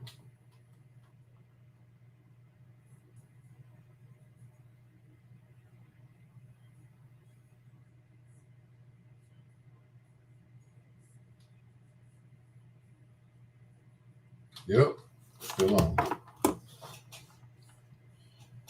Not that I had any doubts, but I had to check just in case. Using my phone to monitor everything.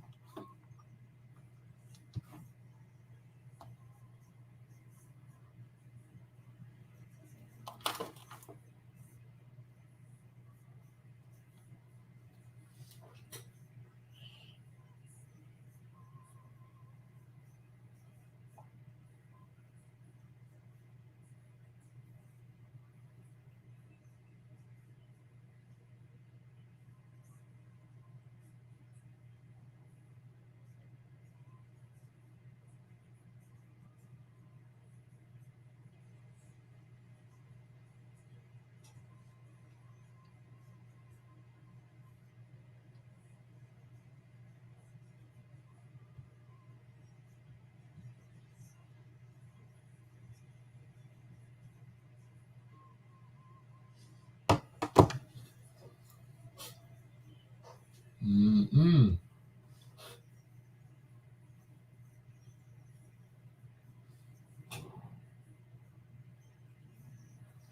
Shalimar, Shalimar.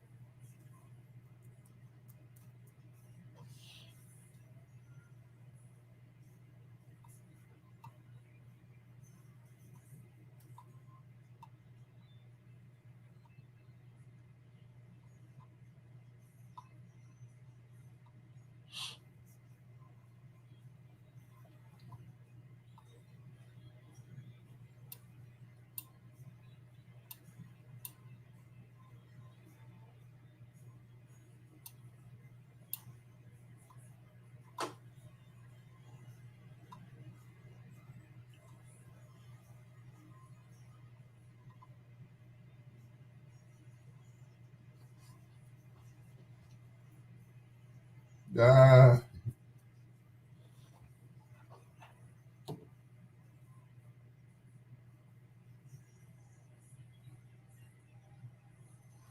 Daryl Gregg left without making a donation. I knew that was going to happen.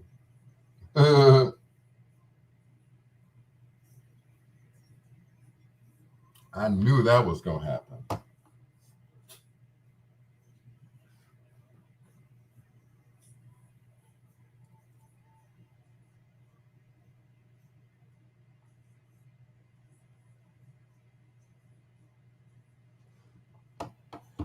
Yep, he ran up out of here.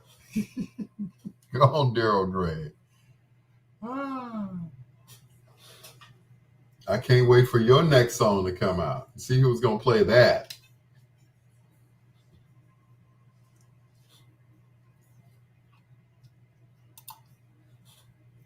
Shalimar. And somewhere there's a love for me. I know there is. It's got to be. Got to be. It's your Dr. Al Greer just ahead of foreplay right here on Bedtime Stories. The show designed with the lovers in mind, where we put you to bed but never to sleep with the greatest love songs of all time. Once again, hello to Lady G and Janine Lee Jefferson, everybody who listens to the best music of your life. Happy belated birthday to um, Linda Troop's husband. I can't think of his name, but Mr. Troop, happy belated birthday, sir. Thank you so much for being a part of Ray Neal Media and the best music of your life. Like I said, coming up in a few minutes, we're going to do foreplay. We already have an artist in mind, and we're going to unleash him on you in about 10 minutes. Right now, here's Norman Connors with Eleanor Mills, and This Is Your Life. with your peanut butter brother, Dr. Al Greer. This is Bedtime Stories.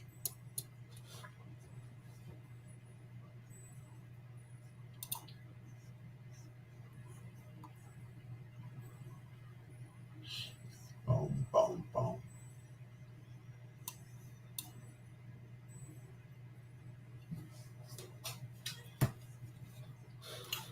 Yep, Daryl Gregg. Oh man, I can't wait to see him, boy. I'm like, oh, you skipped out on the donations, huh, brother? Okay, all right, okay, yeah, I got you.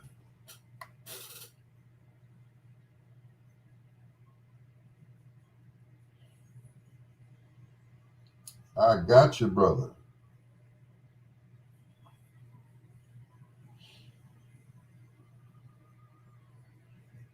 I got your name and number.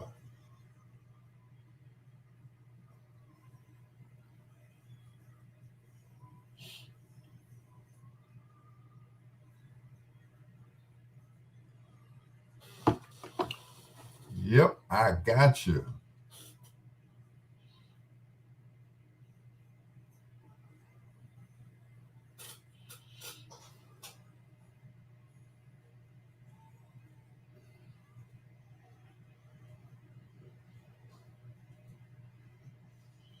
But I don't have to say nothing, nothing.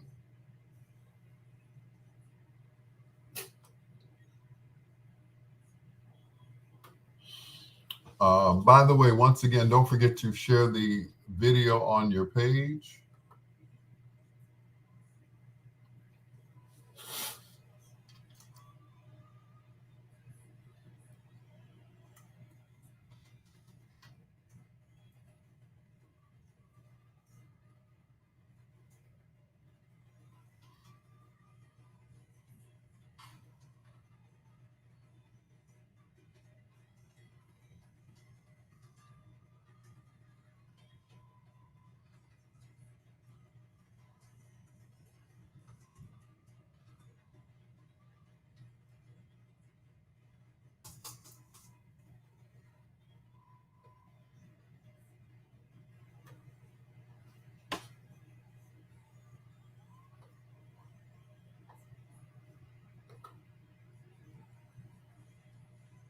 Here we go.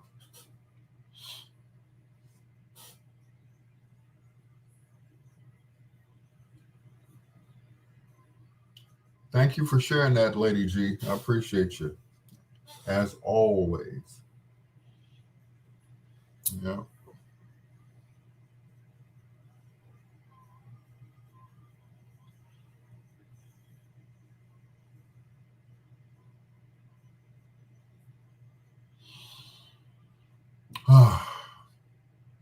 I know everybody's just waiting for somebody else to say something. Go ahead, Janine. Go ahead.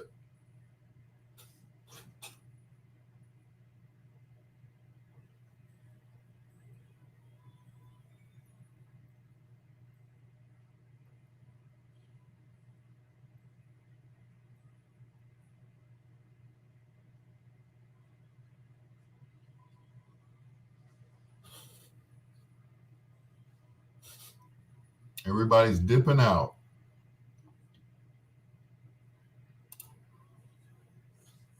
Bedtime Stories with Al Greer.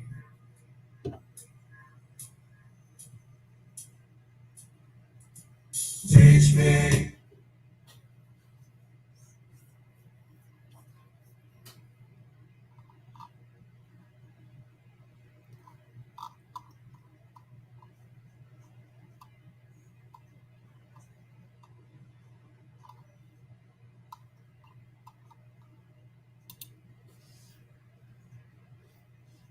LT says she's still there.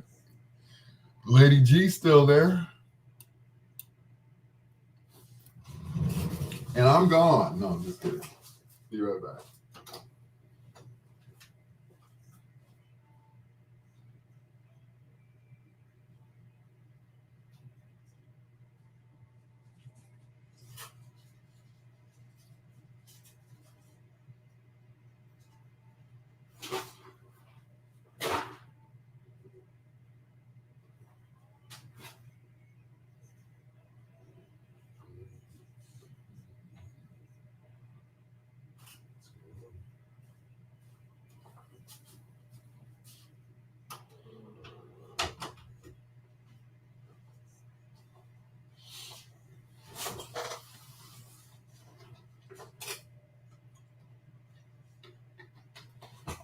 I'm back.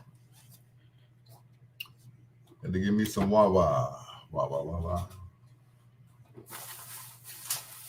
I think it's sandwich time.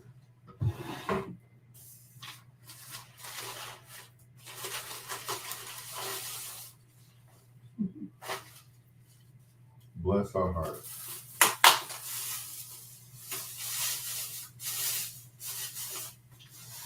And more wah-wah.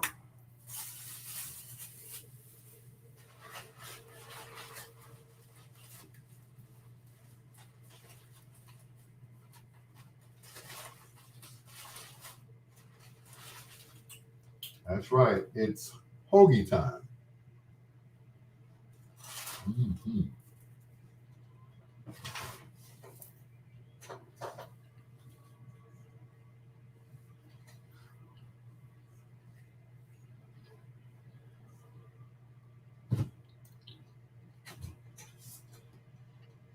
Mm.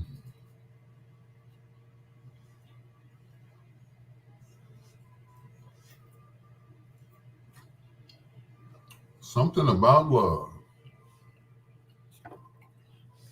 It certainly is. Ah.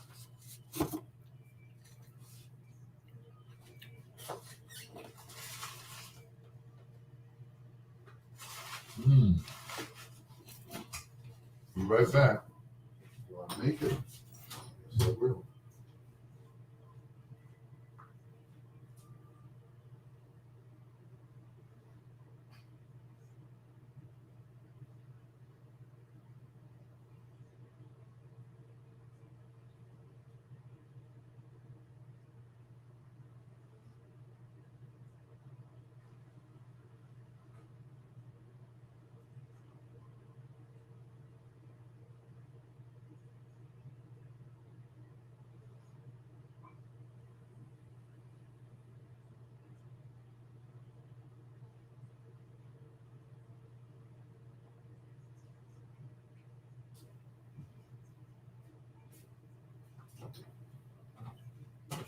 He's back.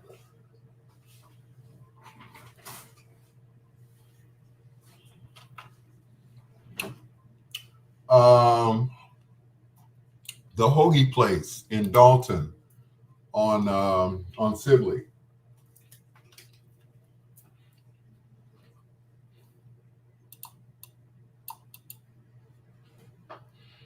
My theme song didn't want to play there for a minute. Blue Magic and Teach Me. If I don't know, teach me. Tell me what to do. Tell me what you like. Tell me how you like it. And I'll try to fix it. It's your Dr. Al Greer. Hello to Sandra Harper Dorsey, the beautiful bride of Chef Greg Dorsey. Thank you so much for checking in. Don't forget to share the live video on your page. As the guy said the other night, sharing is caring. We are WOSD Radio DB Chicago, WDLB Indianapolis, and of course, Ray Neal Media, the best music of your life. This is Bedtime Stories with your peanut butter brother, Dr. Al Greer, sponsored by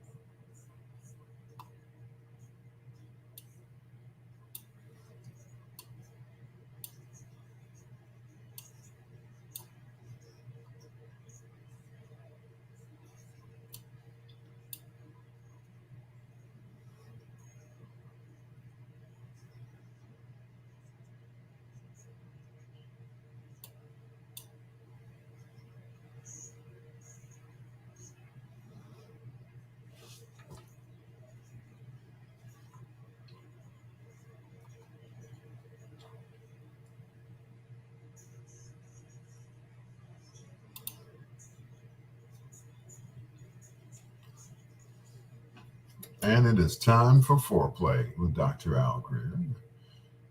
I know, right? proud sponsors, T-Mobile. Yeah, who pay once a month, and they pay really well. This gentleman hails from Dayton, Ohio, I believe. Yeah, yeah. His father, Eddie Levert, is part and has been part of a group called the OJs for, which seems like forever. They got together back in the late 50s. Well, Gerald and his brother Gerald and his brother Sean used to watch them on stage and hoped that one day that they would be as good as the OJs. And guess what? They were good. They were great. They were excellent. Absolutely excellent. Tonight, we feature the music of Levert and Gerald Levert. This was their first big hit, whom we thought it was the OJs. No, it was Gerald. Gerald was cutting up on this one.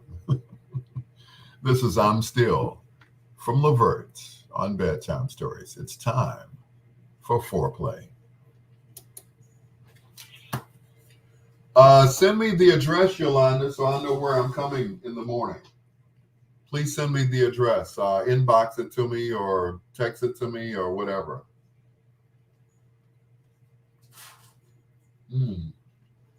Pardon me for eating.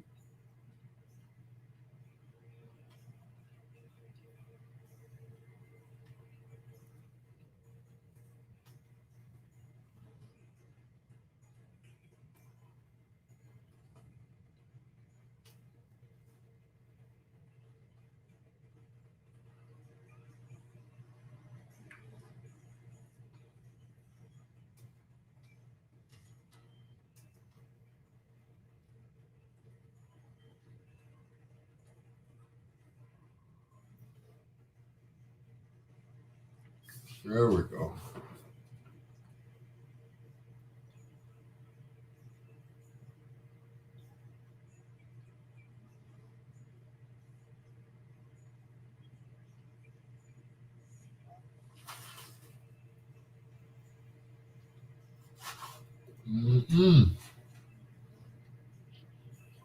Thank you, Sheila.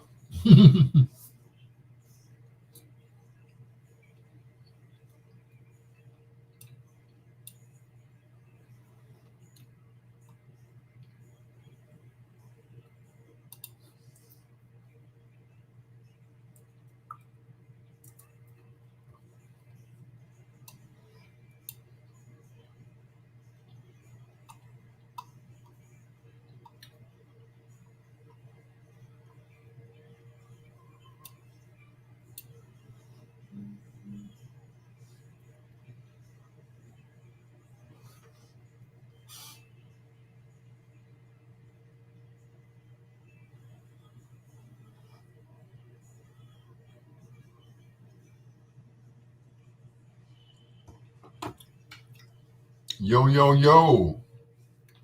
Meechy Meech.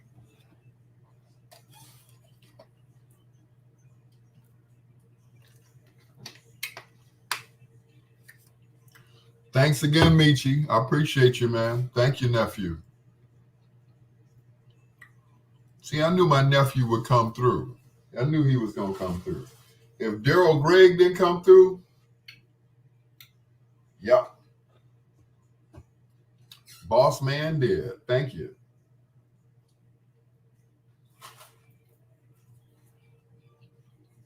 I appreciate you. Thank you so much. Thank you.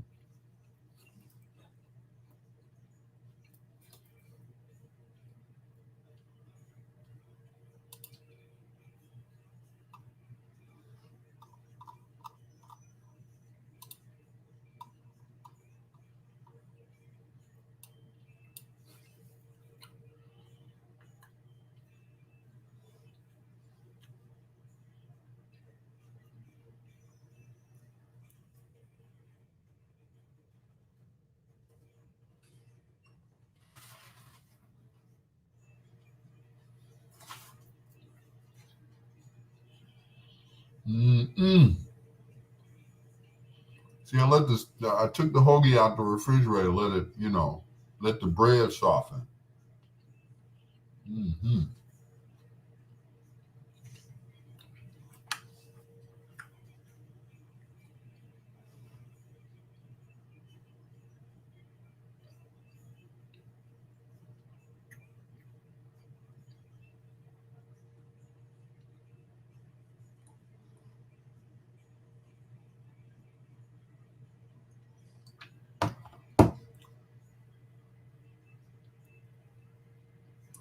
Trying to get my truck fixed now so I can head out of town tomorrow night. I need a wheel bearing on the rear. Woo!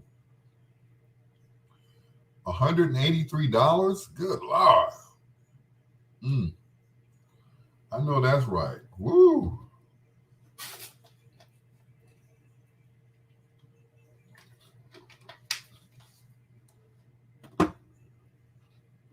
Mm-mm. What kind of truck you got, bro?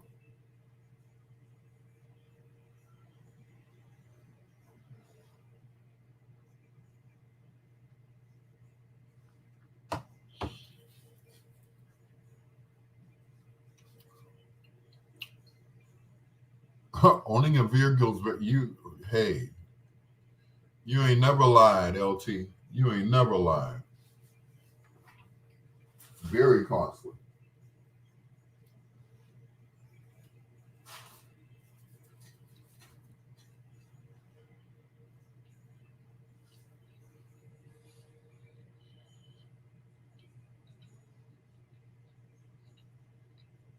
Kia Sportage. Okay. Oh, yeah.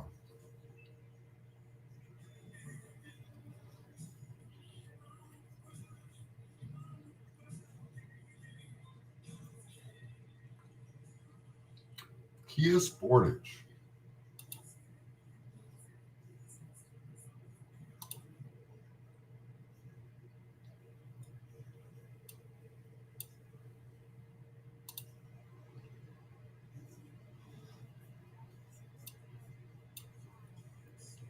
I know.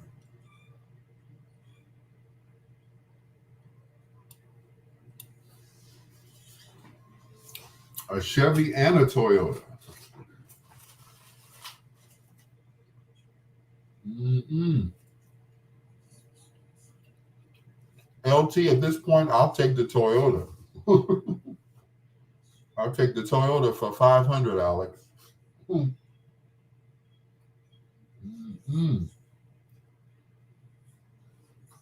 Doing the party bus special. Yeah, okay.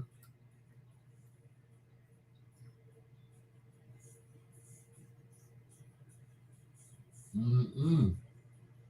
No, sir, you will not. Mm-mm. Well, can I at least hire you to chauffeur me around?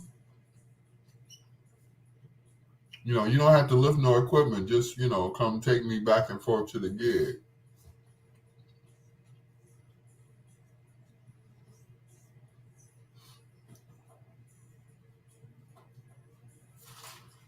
Yeah. I guess that's a no. Okay.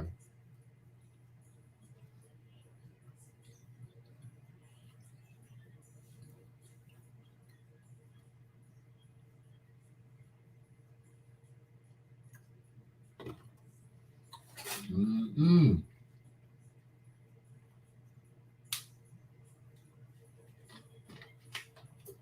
Ah. How much am I paying? $50 round trip, there and back. You don't have to pick up no equipment. Just let me load and unload it. You pick me up. I'll put the equipment in. You drop me off at the gig. You come back, get me after the gig.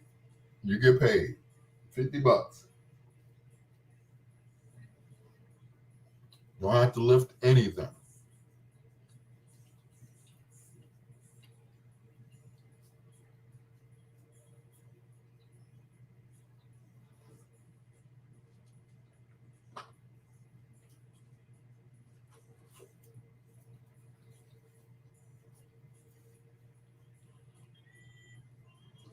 Yep, yep.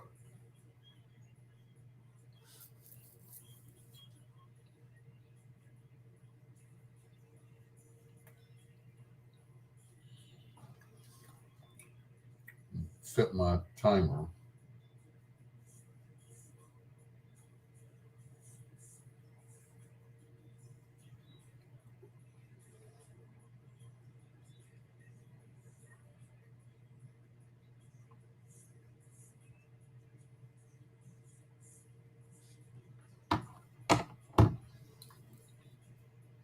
I don't want to drive myself around coming from where I live. $50 wouldn't be enough.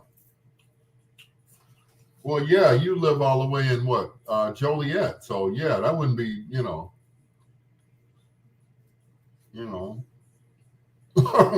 Janine said, can I enjoy the parties? I know how to behave out in public. Yeah, you can stay. Absolutely.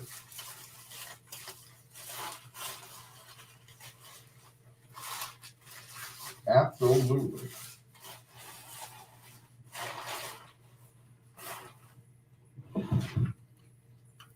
You are welcome to stay as long as you want.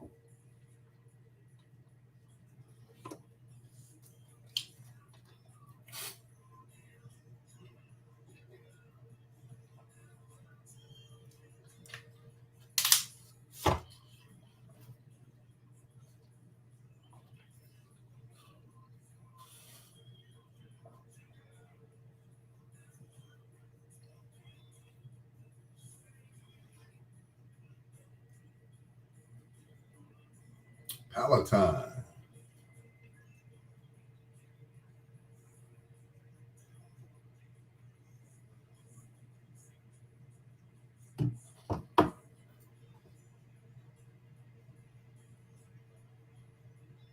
Mm-mm. Bossman said, that's a good deal, ladies. Obviously, LT doesn't think so. That's not a good deal. When you live in Joliet, that is not a good deal.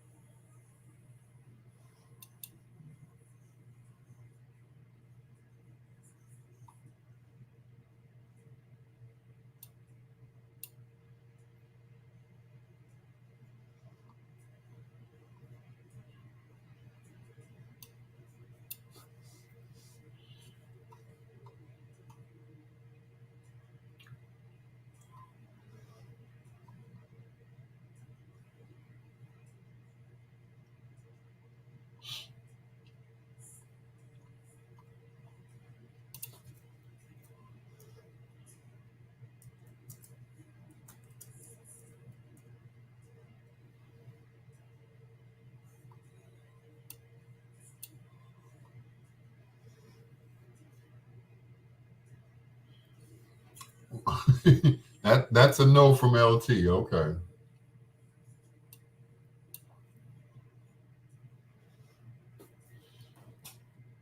If I can make the $50 and enjoy the party, that's a good deal for me.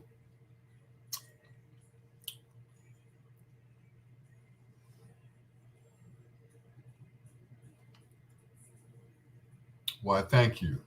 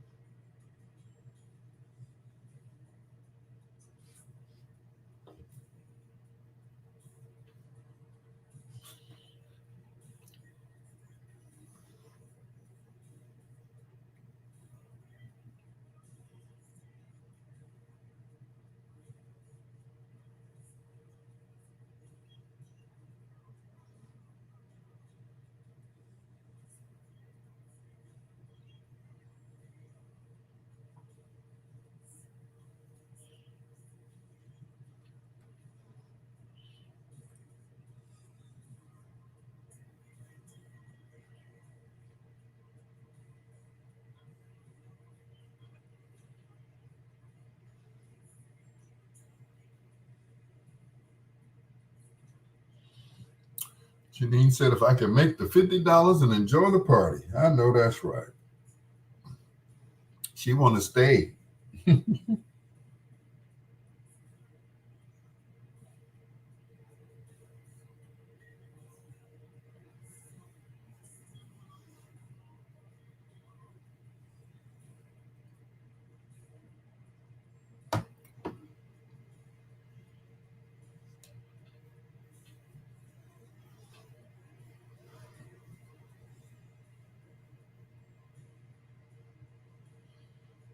She's- LT said, hell no.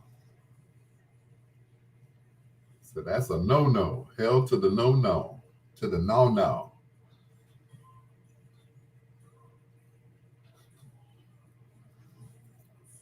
LT, you wouldn't want to stay with me at the party? No? Okay. How much would you be asking for then? I'm like 50. That's more than Uber gets for a round trip.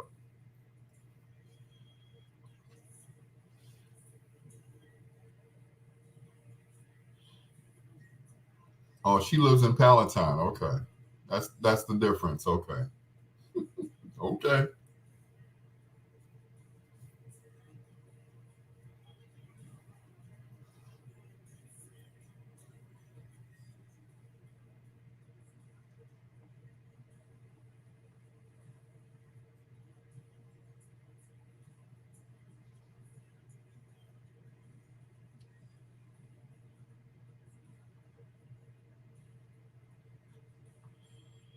Palatine is far as hell. Oh, no.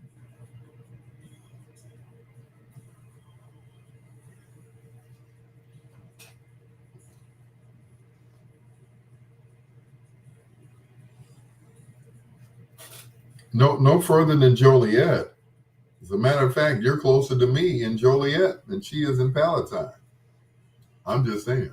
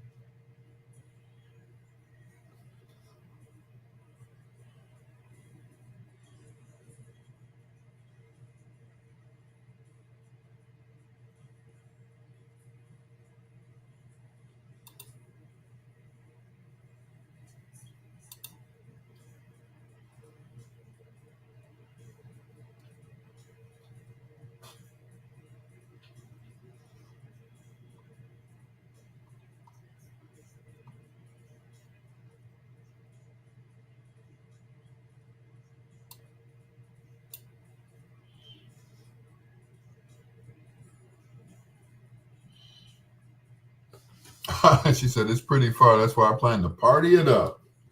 I heard that. Thank you, Janine. Thank you. LT, your turn. LT said, I still ain't coming that far. Party or no party.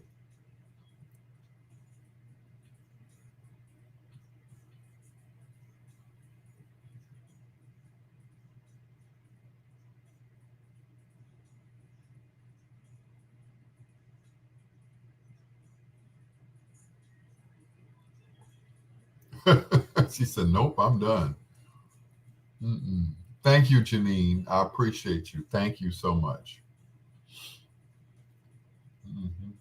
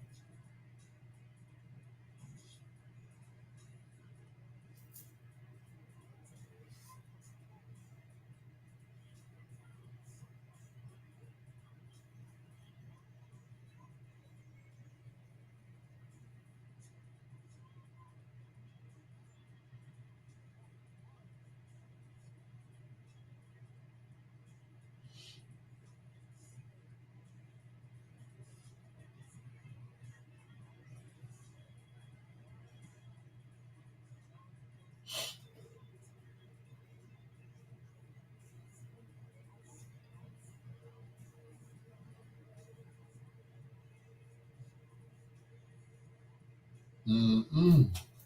Doesn't mean we ain't cool. Just means I ain't driving anywhere. I hear you, LT. I hear you. I absolutely, positively hear you.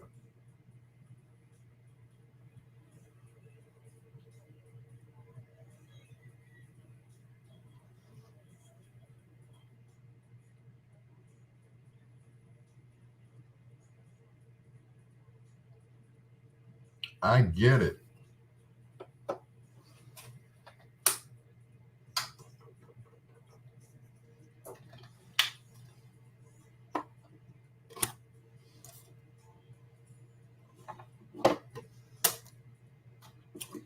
I totally understand. I overstand.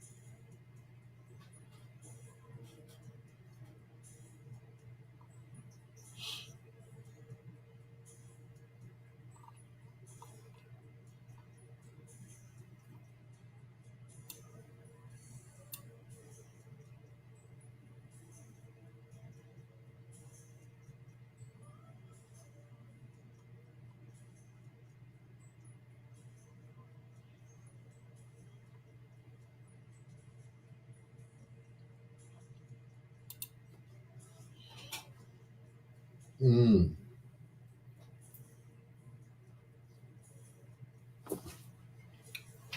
Be right back, guys. Don't go nowhere.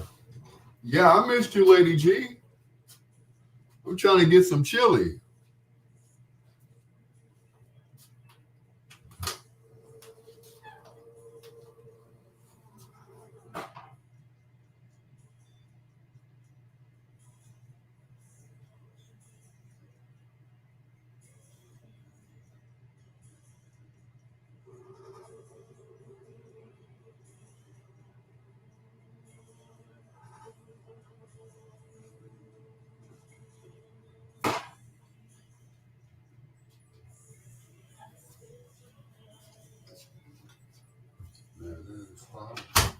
Told you 1,000 times, baby, hold on.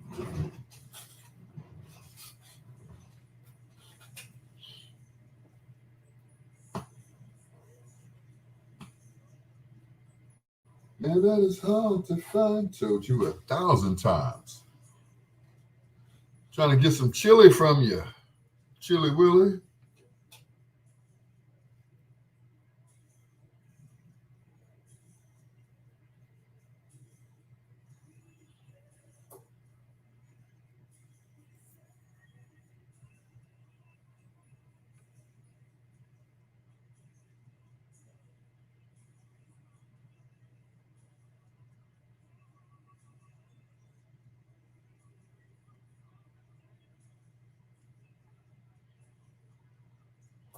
Baby, hold on to me.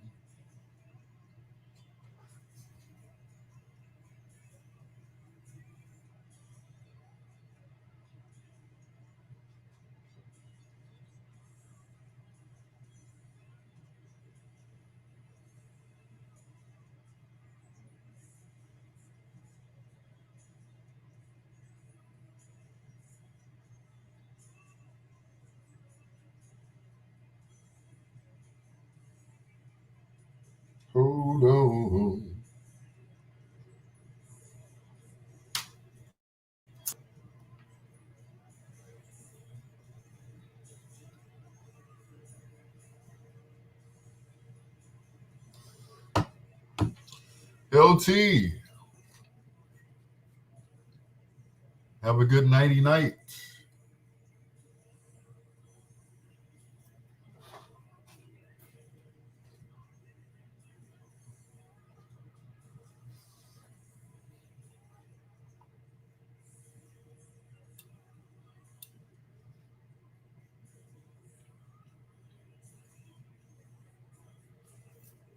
Peace out.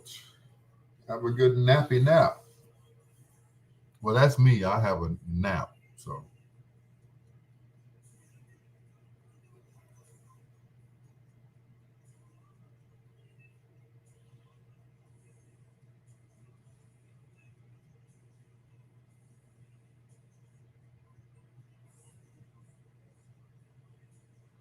I said, Janine, enjoy the party.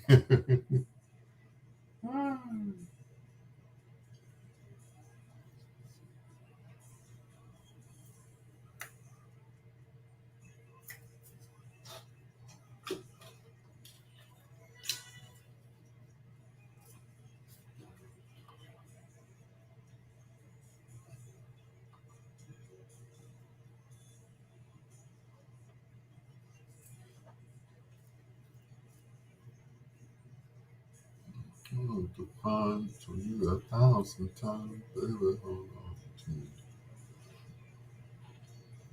Hold on. Hold on.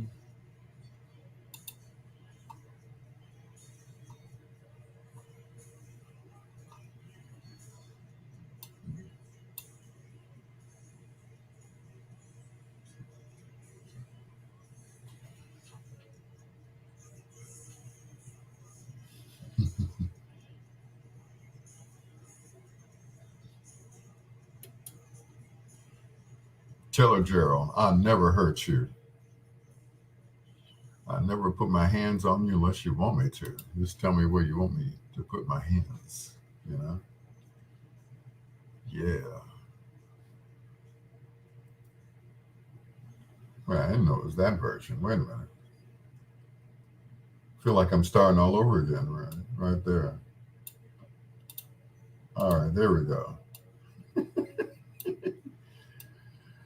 Wrapping up foreplay with Gerald Levert. Hello to Pinky Star, who just checked in. Good night to LT. Thank you so much. Lady G, of course, made some chili. She makes chili with no beans. I'm going to just leave that right there. But I must say, the chili is delicious without beans. It don't need beans. So she gets down on that. Anyway, Pinky, thank you so much for stopping by and the words of encouragement earlier. I really appreciate you. Anyway, good night to LT. Thanks for stopping by. Hope you enjoyed Gerald Levert's music. And I have to say this about Gerald. He was not only a great performer, but he could write some songs. As a matter of fact, he wrote a song for Barry White, which I think got Barry, if I'm not mistaken, I think he got a Grammy for it. He co-wrote this song along with his buddy. Here's the maestro Barry White.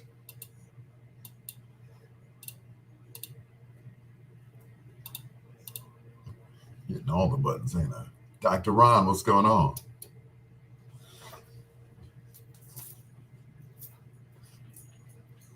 Boom, boom, boom, boom.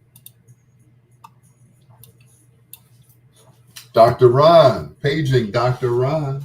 You're wanted in surgery, Dr. Ron.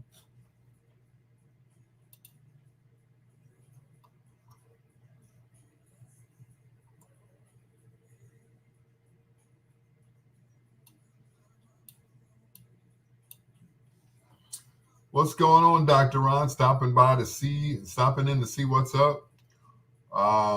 Nothing much. Yep. Yeah, you missed it. I was taking donations earlier, but you already donated a couple of weeks ago, so you're free and clear. So, but thank you for stopping by and saying hi. I hope to see you guys tomorrow online. You, Mike Love, Uncle Lee, um, of course, Buck Wild, and Professor Reggie Miles. Great show, and I appreciate you guys. Um, Between Lee and Mike Love, those are probably two of the best programmers ever that I know of. You know, we would include somebody else in that group, but we're not. But we're not. And you all know who I'm talking about. At least LT knows who I'm talking about. But we're not going to include him into that. But you know, he's a fine programmer in his own right, and that's it. That's all I'm gonna say. That's all I'm gonna say.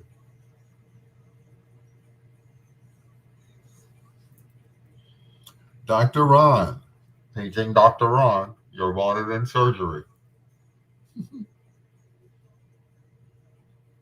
You know, as doctors, we got to stick together. You know what I'm saying? Mm-mm. But good to see you, bro. I appreciate you. I didn't think Dr. Ron even knew who I was when I first met him. I'm like, you know who I am? You know me? You heard of me? Okay, all right. Mm-mm. Catherine said, a great day for chili. I know because it's cold out there. It's currently 31 degrees in beautiful downtown Calumet City. Yeah. Mm-mm. I need to check on some of those places that you sent me, Dr. Ron, because I want to be in some new digs before Christmas, if you know what I'm saying. Would you say it's the voice for me? Thank you, Dr. Ron. I appreciate that. Thank you. I certainly appreciate that. You know, a lot of guys don't compliment each other because they think it's gay to compliment somebody. You know, another man. It's like, ooh, he's a handsome man. I'm like, okay. It doesn't diminish your masculinity to say another man is handsome, you know. You know. If I was a girl, I'd date him. You know. So but thank you, Dr. Ron. Yeah. If I was a girl, I'd date him. we you know, and that's just it. Women all the time, girl, you looking fierce. But for a guy to say another guy's looking good, it ain't happening. A guy telling another guy, man, you wearing that suit, bro. Mm-mm. Yeah, women, I mean, it comes natural for women to compliment each other. Girl, you are wearing that dress. You are wearing that skirt. You are wearing those heels. Good Lord, I wish I could wear heels that high. But let a guy say, man, them some nice shoes, man. Where you get them from? Why you want to know, bro? Why you want to know? None of your business. It's a secret shop. And you don't have to know nothing about it. Like, dang, okay. I know, right? Hateration in the nation. I'm like, dang. Janine said, well, it's my bedtime. I'd stay up much longer. I'd start eating these sweets in the house and mess up my weight loss program. Weight loss? Why? Why would you do that? Why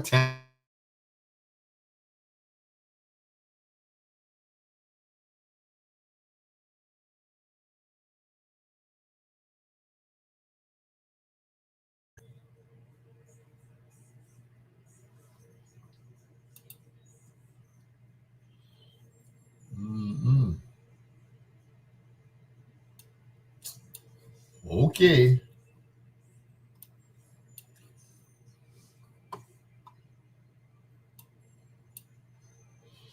And see, that's just it. You know, Dr. Ron said, now these days you could get a case saying nice things to a male or female. Absolutely. You're absolutely right. You know, I'm too big for me.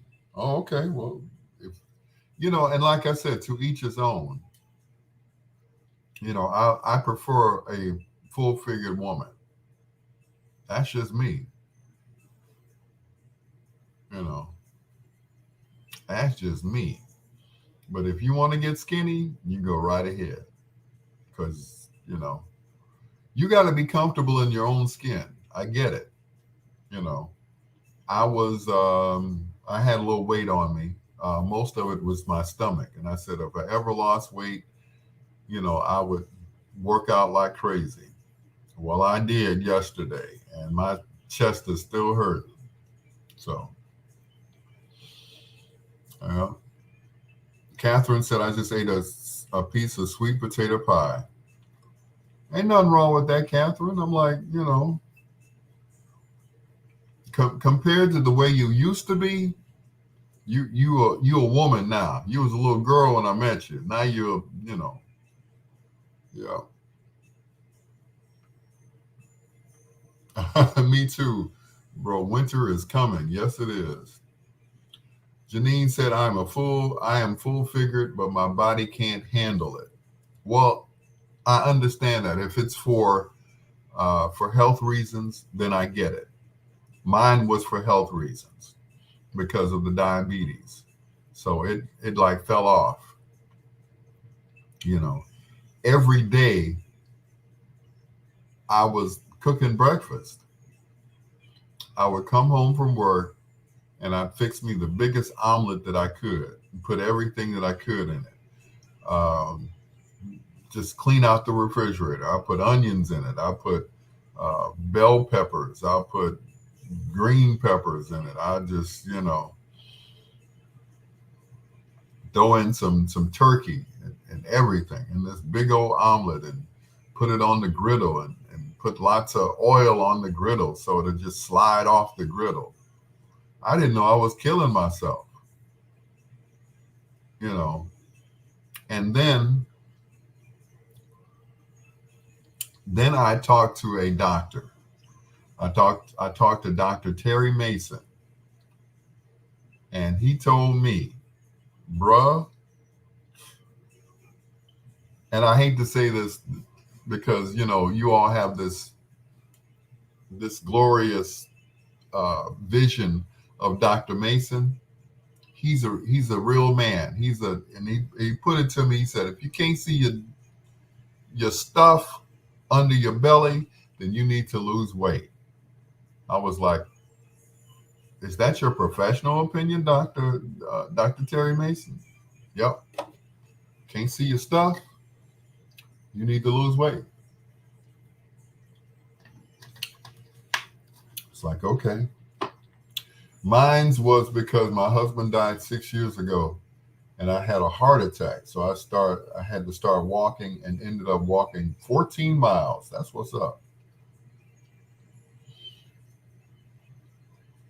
Said he OD'd on them doggone fun size Snickers bars. Yeah, that'll do it. Yep.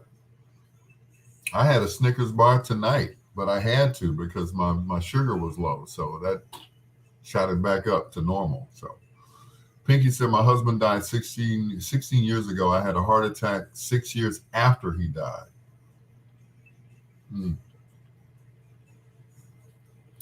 That's no good. But yeah, I understand. Mm-mm. Not the fun size Snickers.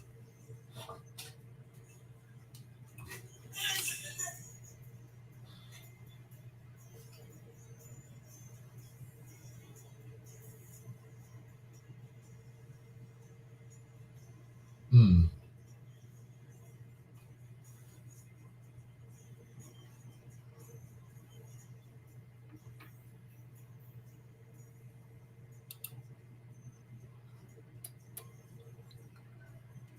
Another leftover from foreplay. Leverts and Baby, I'm Ready. It took me a while. It took me a few years to get ready, guys. My motto was sworn to fun, loyal to none. I did not want to get married ever. I never wanted to get married because I was having too much fun as a bachelor. I mean, I was just, oh man, I had them hot and cold running women, is what they said. One guy said, Al, you are swimming in women. I loved it.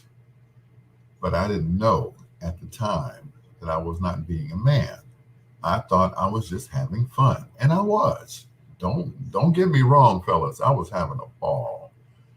I had such a good time doing wrong.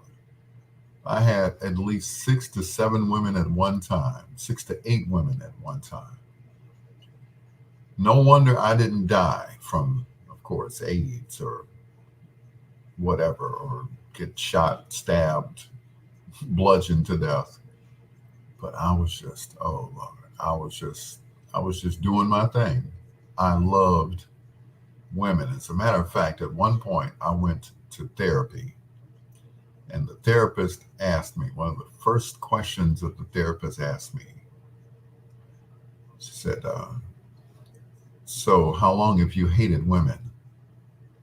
I was like, excuse me? Is that how we're going to start off this session? I said, first of all, lady, I love women. I love the way they smell. I love the way they look, the way they walk. I love manicured hands and feet. I love full figured women. I love chocolate women. I love vanilla women. I love beige, brown, you name it. Every hue, because black women are, I feel like I'm preaching right now. They're the most beautiful women on this earth.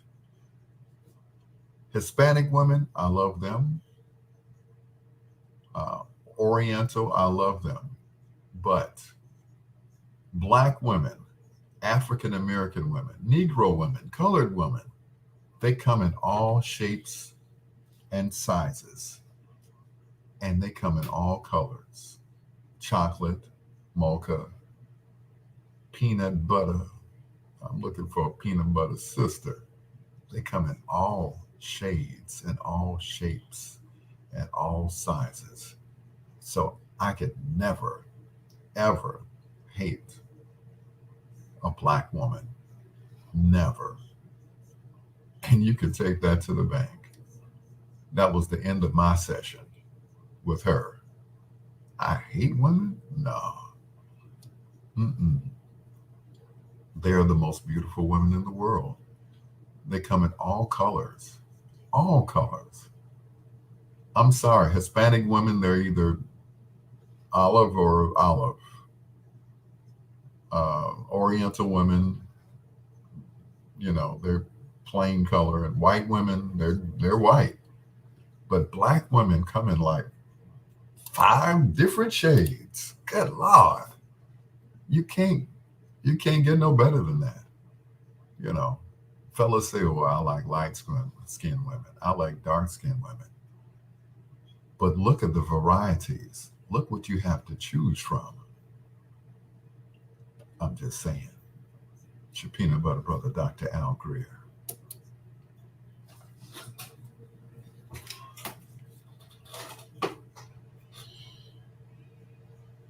I said, you can dislike them though, but I don't. But I don't.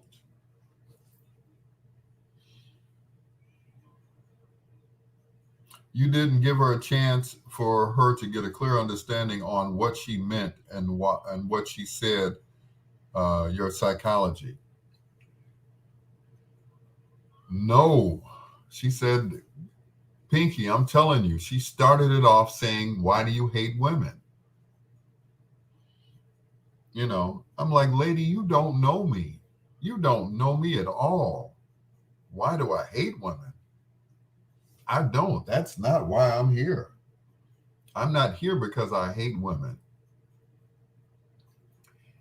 And the lady that I was dating that sent me to therapy, I brought her to therapy. And guess what?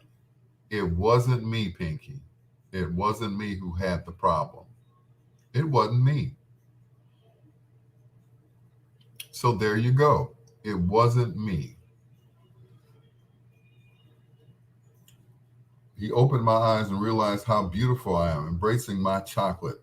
Exactly.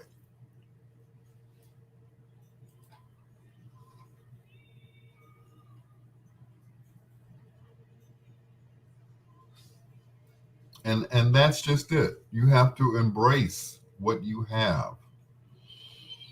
You know, once again, they come in all shapes and sizes. I think what she was trying to say was you didn't like women because you had so many women. And a man with a lot of women has no respect for other women, and you're just using them for sex. I think that's what she was alluding to. I was only dating one woman at the time, and her name was Karen Barnes. She was the only woman that I was dating at that time. You went to therapy for your sex addiction or your addiction to women? I guess both, you know. And like I said, her and I went to therapy together. And it came out that it wasn't all me. It wasn't. It wasn't all me. She had been abused as a child. You have a sex addiction. No, I don't. I had a sex addiction. I don't. No. My addiction has nothing to do with sex. My addiction has everything to do with women. I'm not a womanizer. I'm a woman expert. There's a big difference. I'm normally in couples counseling or marriage counseling. It never fails. It never all one person they try to blame. No, but that's what happened. I'm telling you, Pinky, we went to another therapist, and it came out that she had been, she had been, molested. So therefore, she thought that sex was just dirty, that it was, just for the man, and that was it. She cut me off from having sex with her because someone on one side of the family said, well, if you continue to have sex with him, he'll never marry you. So she stopped. And somebody else told her on the other side of her family that if you cut him off, then he's going to find someone else to have sex with. And that's what happened. She cut me off, Pinky. It wasn't me. I was satisfied with one woman because it was every night. Every night. There was no sexual addiction. I just wanted her to lay next to me. I just wanted those wide hips laying next to me. It had nothing to do with sex. It was not sexual. Thank you.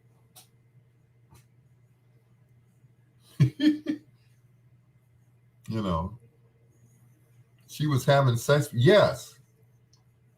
Yes, Catherine, she was having sex with me, but someone told her to stop doing it before marriage. They said, if you continue to have sex with him, he will never marry you. Someone told her that, and she believed it.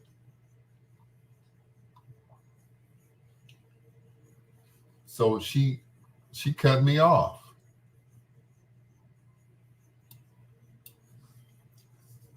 She cut me off totally. We were doing it every day, all day, everywhere. So me hating women? No, I hated the fact that she cut me off from having intimacy with her. And once again, it wasn't all sex. It just wasn't. Said no, she wasn't satisfied, and I guess not. But for someone that she figured she was sunshine, yeah, right. But once again, the therapist came out and asked me. That was the first question, not how are you doing or how are you feeling or whatever. Why do you hate women? No, I don't hate women. You got it wrong. That must have been the client before me, the patient before me. That ain't me. No, no. She had a mental block from her past sexual abuse, which stopped her from enjoying relations. Absolutely right. She seems to have been a woman with low self esteem, and her friends and family was in her ear, so she couldn't make a decision, and they talked her right out of love. You're absolutely right, Pinky. You hit the nail on the head. You and Lady G. That is actually those were the problems right there. That was it. Because up until then, we had no problems with intimacy, except for the fact that she liked to get undressed and put on her nightgown in the closet. She had a walk-in closet, so she would go in the closet and change into her night clothes, and she'd come out. But it was like, it's not like, all right, she's coming out with something sexy on. No, this is my sexy nightgown. Cut this part out to show this. That's what it was. Until we went away and we went to Vegas, then it was a whole different story. Then it was lingerie every night. But I got to tell you, what goes on in Vegas stays in Vegas. And it did. Catherine said it was never love. She was confused. Yeah. But what went on in Vegas stayed in Vegas. And that was it.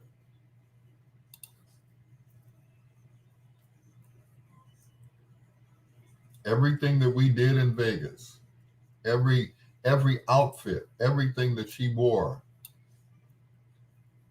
I think she probably ripped it up, burned it, and got rid of it after we got back home, because I never saw those outfits ever again. No more heels. She said hoes wear heels. Hoes wear heels is what she said.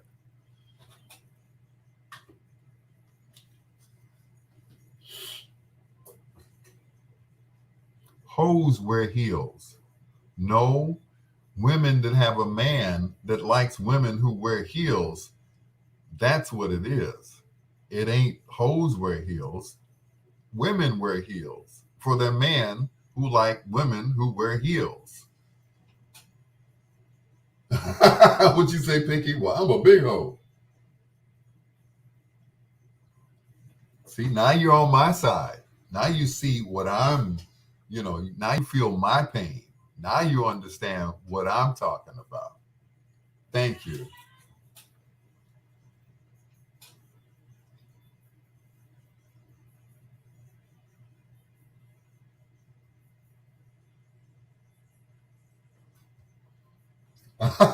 You too, Elo.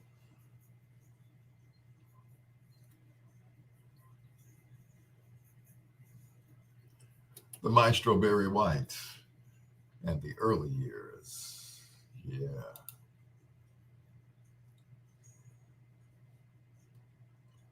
That's going to do it for me, Al Greer.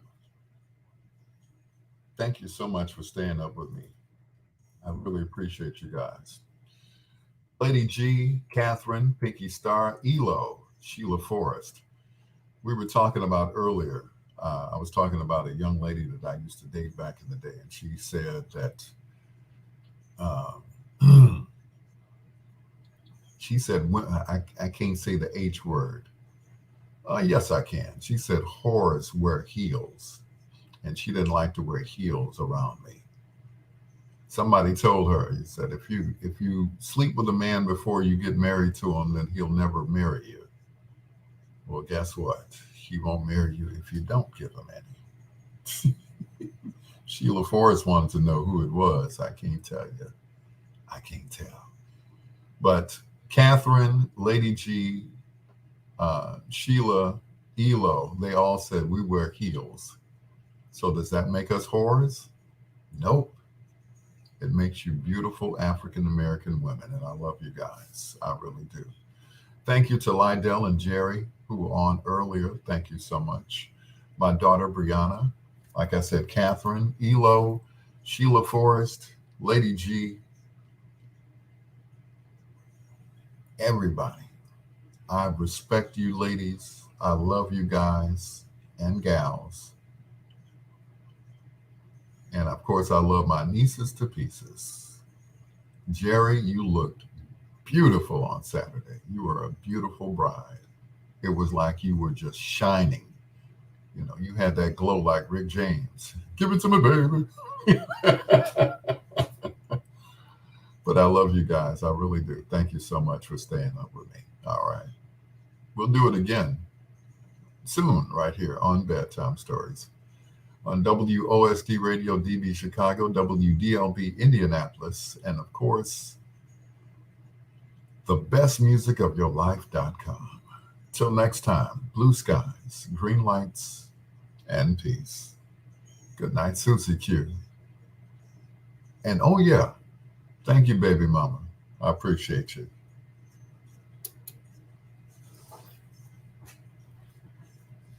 You say your heels are for show and sitting, for crossing your legs, for styling and profiling. I heard that, Lady G. Mm-mm. Dag, I almost went over time. I was about to play another song. I'm like, dag, having too much of a good time up in here. Y'all do that to me.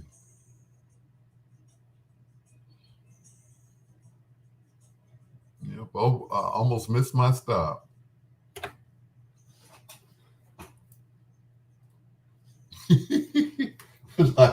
like a train, I almost missed my stop. Good night, you all. I appreciate you all. I love you. I truly love you all. And hey, Catherine says she wears them to work every day. I heard that. Oh, I forgot to say thank you to my niece, Yolanda. Thank you so much. I will see you tomorrow morning. I'll call you at 8:00.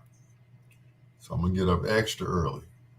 All right. Good night, y'all. Appreciate you. Love you. Peace and good night.